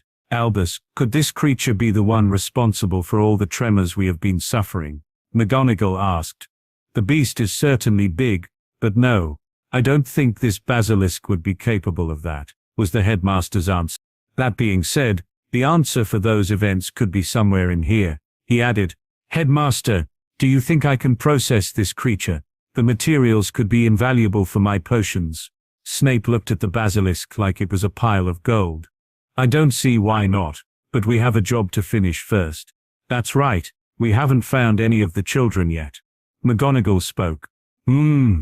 I don't think it's safe to stay here much longer in any case. Let's use a quick way out then. Fawkes. Dumbledore called for his companion. They waited, but nothing. How strange. Fawkes, I need your help, my friend. Dumbledore called again. He is not arriving. McGonagall had never seen this happen before. Something must have happened to him. He always answers my calls. We will have to use a different way. Do we have to climb back that dirty pipe? McGonagall didn't seem very pleased with the idea. Perhaps there is another way out. Dumbledore stared up at the ceiling. The two professors followed his sigh and spotted a massive circular hole in the middle of the cracked ceiling. Albus, what is that? McGonagall got alarmed. That hole was not made by accident. It looked like something had broken through the ceiling and crawled its way into the rocky foundation. It appears that some sort of creature has wormed its way into the ceiling, Snape commented. The size is disturbing. Just disturbing. If that was made by another basilisk, then it must have been at least 10 times bigger than this one. McGonagall pointed at the dead beast. Remaining here will solve nothing, and if a beast like that is making its way into the castle, we have to stop it. Dumbledore took out a small piece of fabric from his robes. Engorger. The fabric grew in size until it transformed into a big rectangular carpet that remained floating in the air. You have a flying carpet? Albus. They are illegal. McGonagall sighed. But never mind that now. I'm afraid at my age, a broom is not very comfortable. I'm sure the good minister would want and. Dumbledore jumped on top of the carpet with little effort. Yes. You seem very old and frail. McGonagall and Snape climbed on top. Let us go then. Dumbledore directed the carpet, and this one flew into the massive circular hole left by the giant basilisk. The carpet moved at great speed through the newly created tunnel. It had pierced through dirt and stone with little effort, going to show the power of the creature responsible for it. The diameter of this hole is at least 70 or 80 feet, around 25 mt. Snape analyzed the tunnel as they traveled, meaning the snake should be around 800 feet in length. That can't be right, Severus. A creature that massive could not have been hidden inside Hogwarts without anyone knowing about it. McGonagall said, I'm only talking about what I'm seeing. I don't have an explanation either. Snape admitted. They reached the point where the pipes started, but there was little left of them. Let us hope this tunnel leads to the outside. Dumbledore was dreading the worst-case scenario, where this monster enters the castle. If that is the case, they may not be able to evacuate everyone in time. Oh no, please. McGonagall was thinking the same thing. The flying carpet increased its pace, moving as fast as it could possibly go, taking sharp turns left and right. Finally, they were welcomed by a gust of cold wind. Yes, he's going outside, McGonagall celebrated. Be ready. We may have to lure this beast away from the castle somehow. Dumbledore was not the type to act without proper planning, but when the lives of his students were at risk, he was left with no other choice. The flying carpet came out of the hole and into the open sky. Looking back, they were once impressed by the sheer size of it, and the creature that made it. Where is it? Snape twisted his neck to the sides but could not spot the monster. Remember to not look at it directly, Dumbledore said, even though he was sure his colleagues knew this already. He made the carpet fly around the castle but could not spot any giant snake moving around the castle's surroundings. Headmaster, wait for me! Dumbledore stopped the carpet in the air and turned his head in the direction of the familiar voice. Is Nick? McGonagall called after seeing the ghost approach. Headmaster, I saw it, the ghost screamed. What did you see, Nick? Dumbledore asked. A monster, and a massive snake. It came out of the castle. It was so scary, I saw it all. Where is it? Where is this monster? Snape moved his eyes around the area as they hovered on the flying carpet, but could not see anything out of the ordinary. It came from the castle and then, it moved that way. Nick pointed to the mountains. It was almost like it was chasing after someone. At one point I heard it shriek in agony but could not see who was attacking that beast.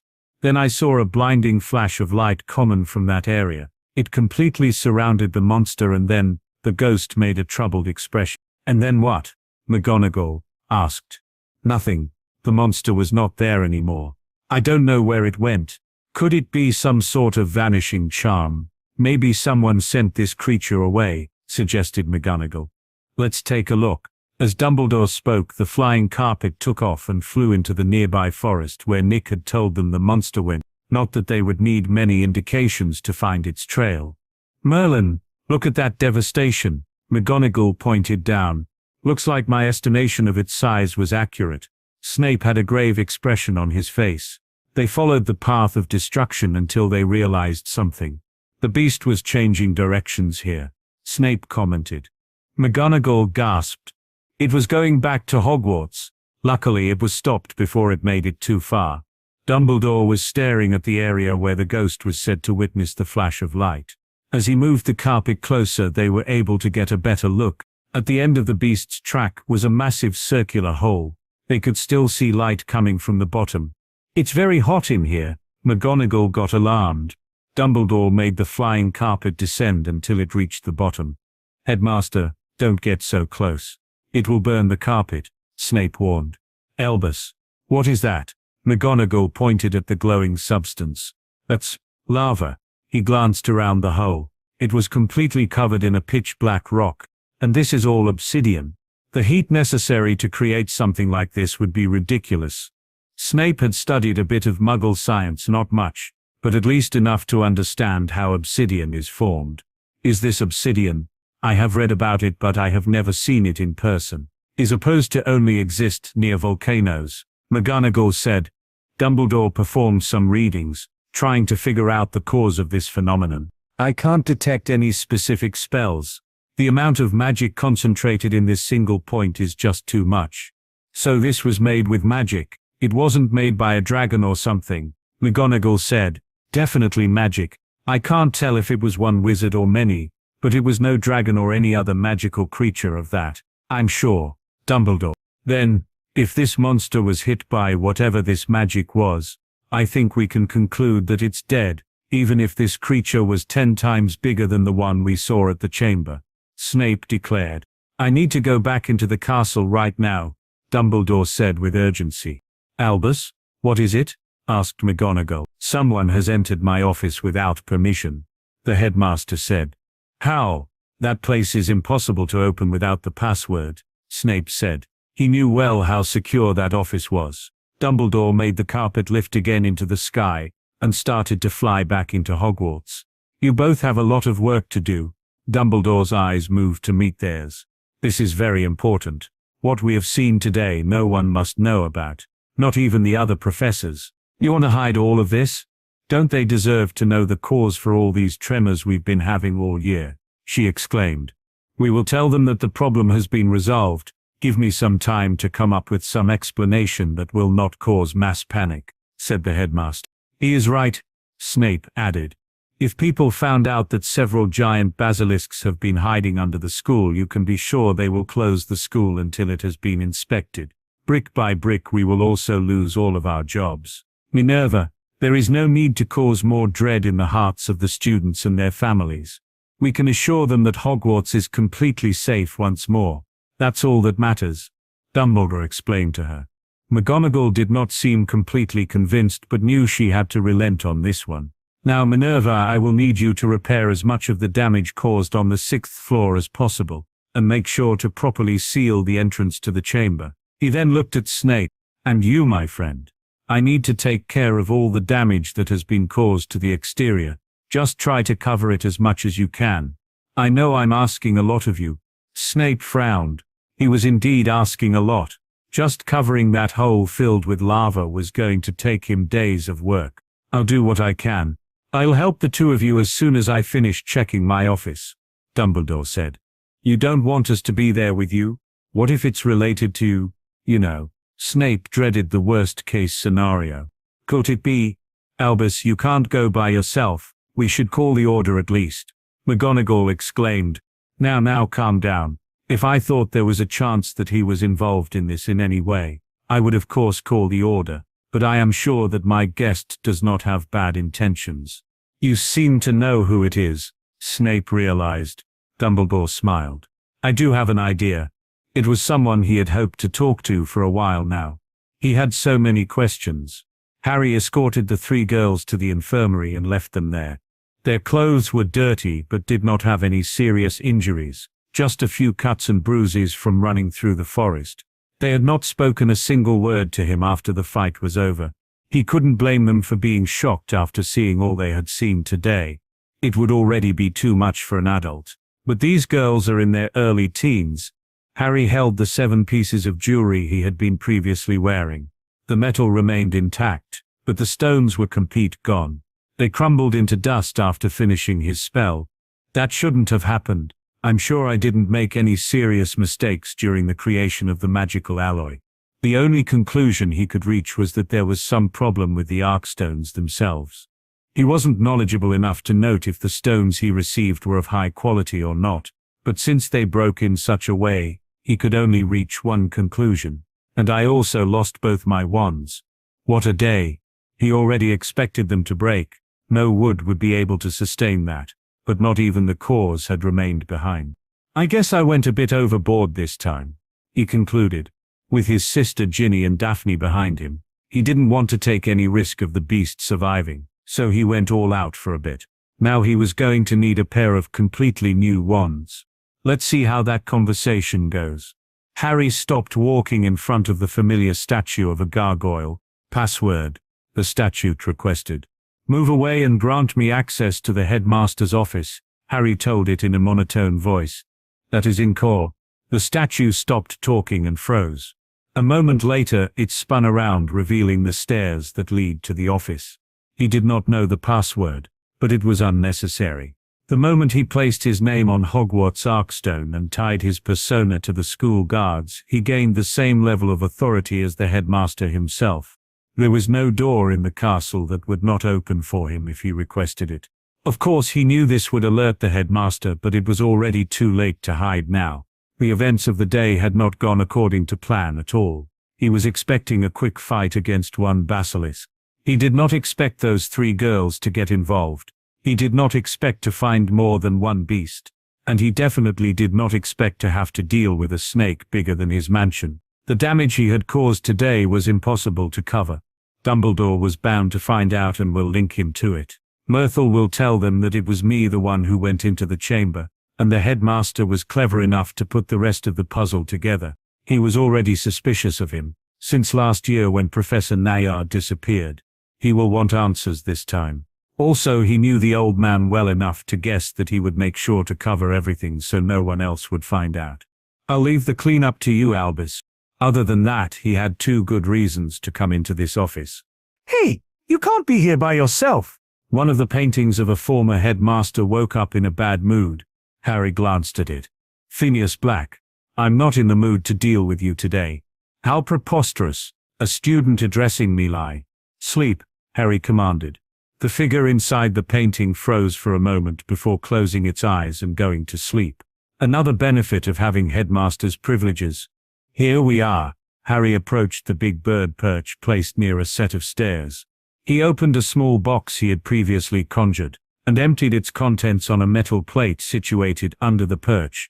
I hope I got all the ashes. He did the best he could to collect all of Fawkes' ashes after the creature burned away in order to power the flames. He recalled that this plate had some enhancements that would make it easier for the phoenix to revive, and hopefully that would be enough for him to recover. Get better, Fawkes, you did great today. He then went to the headmaster's chair and got comfortable. What a day, he sighed. His clothes were burned, he was physically and magically exhausted, lost his wands and the magical artifact that took so much effort to make. This was definitely more than what he was used to dealing with in this school. And is not even Christmas yet. He closed his eyes for a few seconds and felt incredibly relaxed. If it continued for too long, he felt like he was going to fall asleep.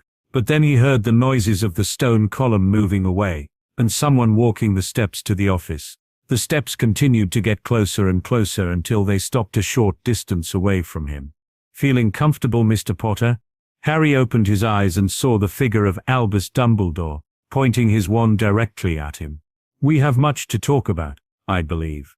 The old man's expression did not show anger, but was not the usual calm and kind grandfatherly demeanor that Harry had grown accustomed to over the years.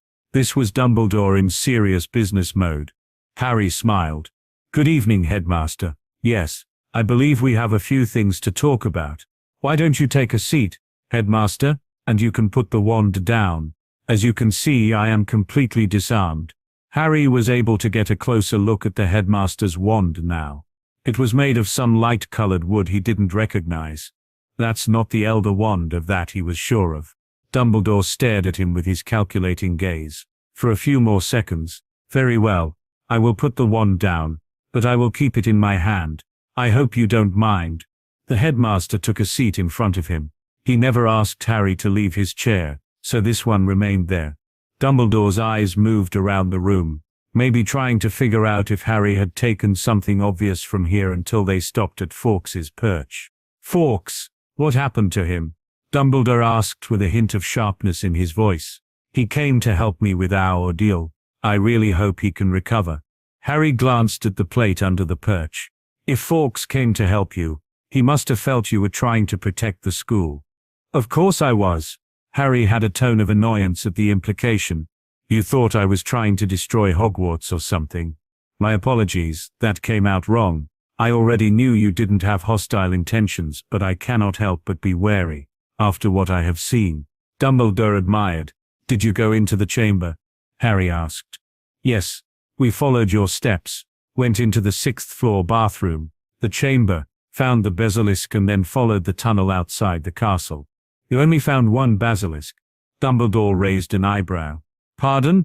I found 4 of them inside the chamber. One ended up being eaten by the big one. The other 2 remain in the chamber. Did you look into that big hole underneath? Maybe it fell there. I will inform Severus to take a look. 4 basilisk, you say? Dear Merlin, how is that possible? And what happened to the biggest one? Dumbledore could not help but shake at the mere thought of having 4 of those monsters underneath the school. I killed all 4, including the big one. That one took a bit more effort and the help of Fawkes. A bit of effort. I saw the hole that remained.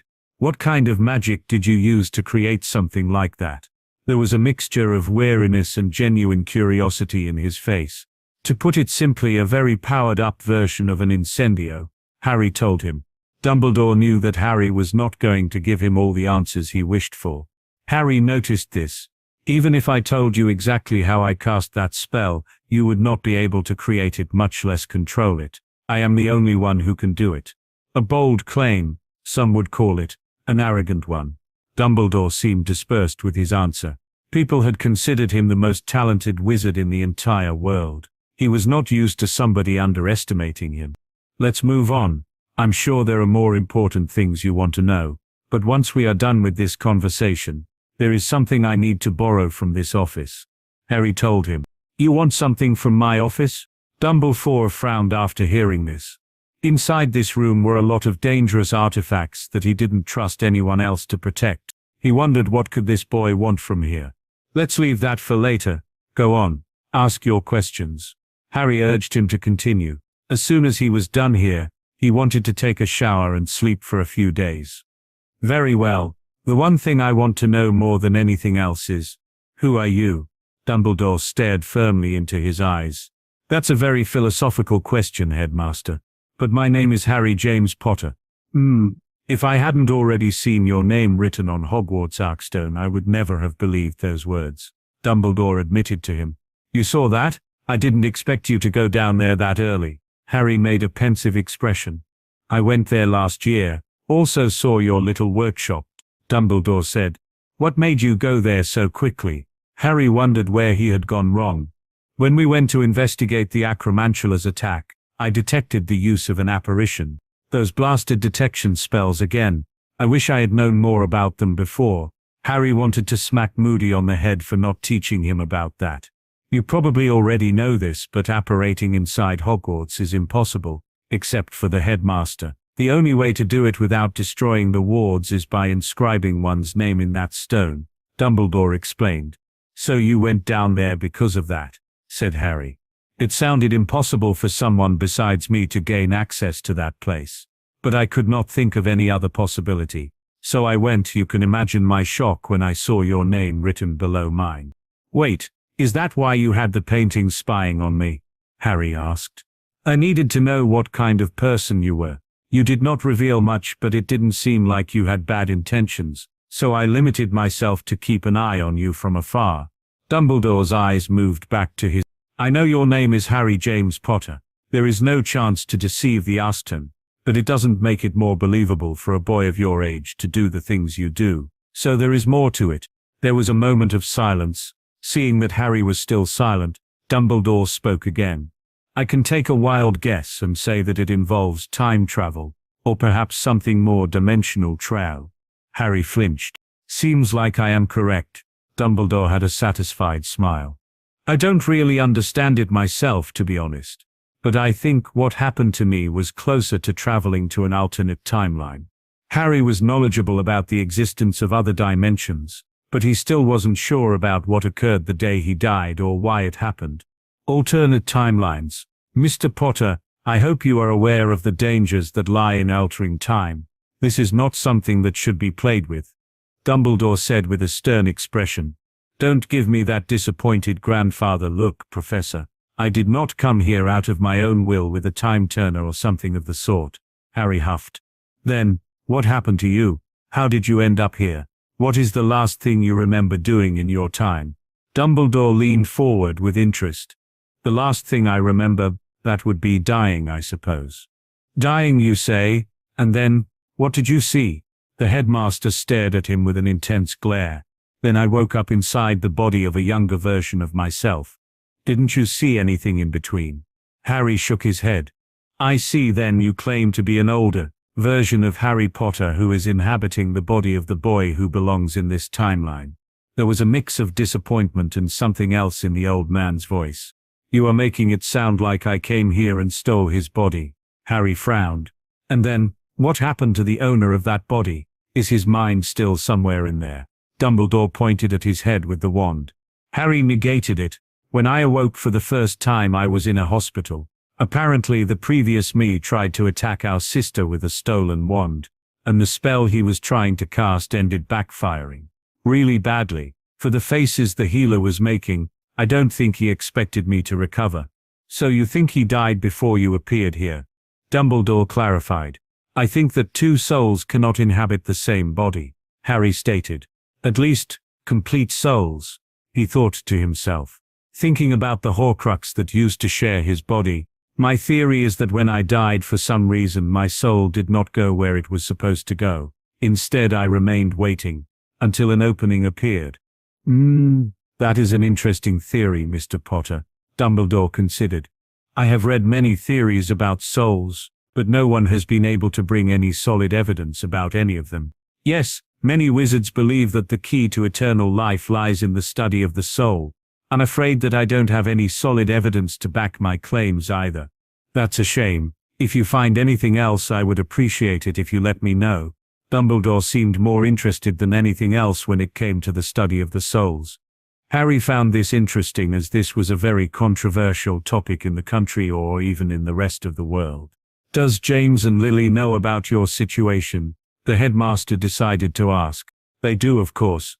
They are also my parents after all. I think they deserve to know. Dumbledore nodded. I agree, of course, but how much did you reveal to them about the future? That kind of knowledge can be very perilous if spread carelessly. I shared with them almost everything, but Harry raised his hand. Before you try to berate me, let me just say that my timeline was so different from this one, that any knowledge I have about the future is completely useless.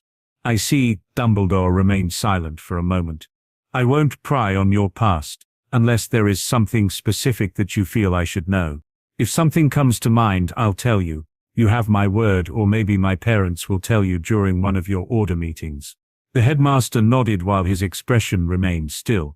There is one thing that has me curious, thought. What kind of thing?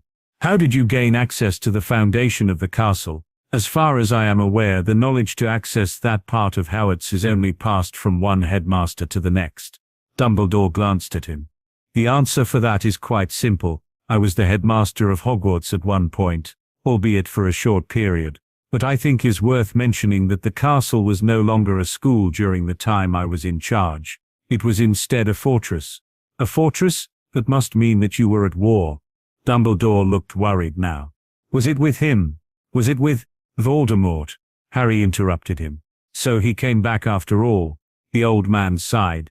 Yes, he came back. And you can be sure that Voldemort will also come back. I don't need to be a seer to guess that. I know that madman all too well. You must have had a tough life then. Dumbledore lamented. Is there something else you wanted to know? I do have a request once we are done with the questions. Of course you must be very tired. There is one last thing that I wanted to ask of you, is about the events that transcurred today at Hogwarts. This whole matter with the basilisk. Yes? Harry asked, but already knew what he was about to ask for his silence. I believe it would be for the best if we keep this matter under wraps. Now that this awful situation has been resolved, informing everything about the creatures that were living under the castle would only cause unnecessary distress among the students and parents. Dumbledore said. Harry smiled. The headmaster was not wrong. If this thing of the basilisk was leaked to the media, this school would probably be closed for good. Or at least until the ministry could guarantee that no more deadly beasts were hiding inside the castle walls. That would take a lot of time and personnel. An outcome like that one would be problematic for him as he still had a need for this castle and its resources.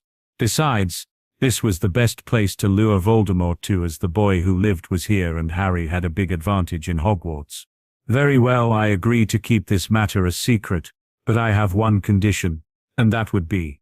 Dumbledore raised an eyebrow. I'm sure that our beloved potions professor has requested to harvest the materials from the basilisk, Harry said. He did ask, Dumbledore admitted. Harry raised 3 fingers. 3 vials of basilisk blood and 3 of venom is all I want. He can keep the rest. Since you were the one who killed, you do have the right to make that request, but may I know what are you planning to do with those ingredients? Basilisk venom is one of the deadliest substances in the world. Dumbledore did not seem pleased with his request but did not deny it either. Some personal experiments, but I can swear that I will not use them to bring any harm to any innocent person. Do you need a magical oath? The headmaster hesitated. That won't be necessary. I will trust you, Mr. Potter. I am glad to hear that. Now, as for my request, I thought the ingredients were your request, Dumbledore pointed out. Then consider this my reward. You know, for saving the school and its students. Harry reminded him. Very well. What is it that you require? The old man asked. A book, a rare book that can only be found in this library. Harry smiled.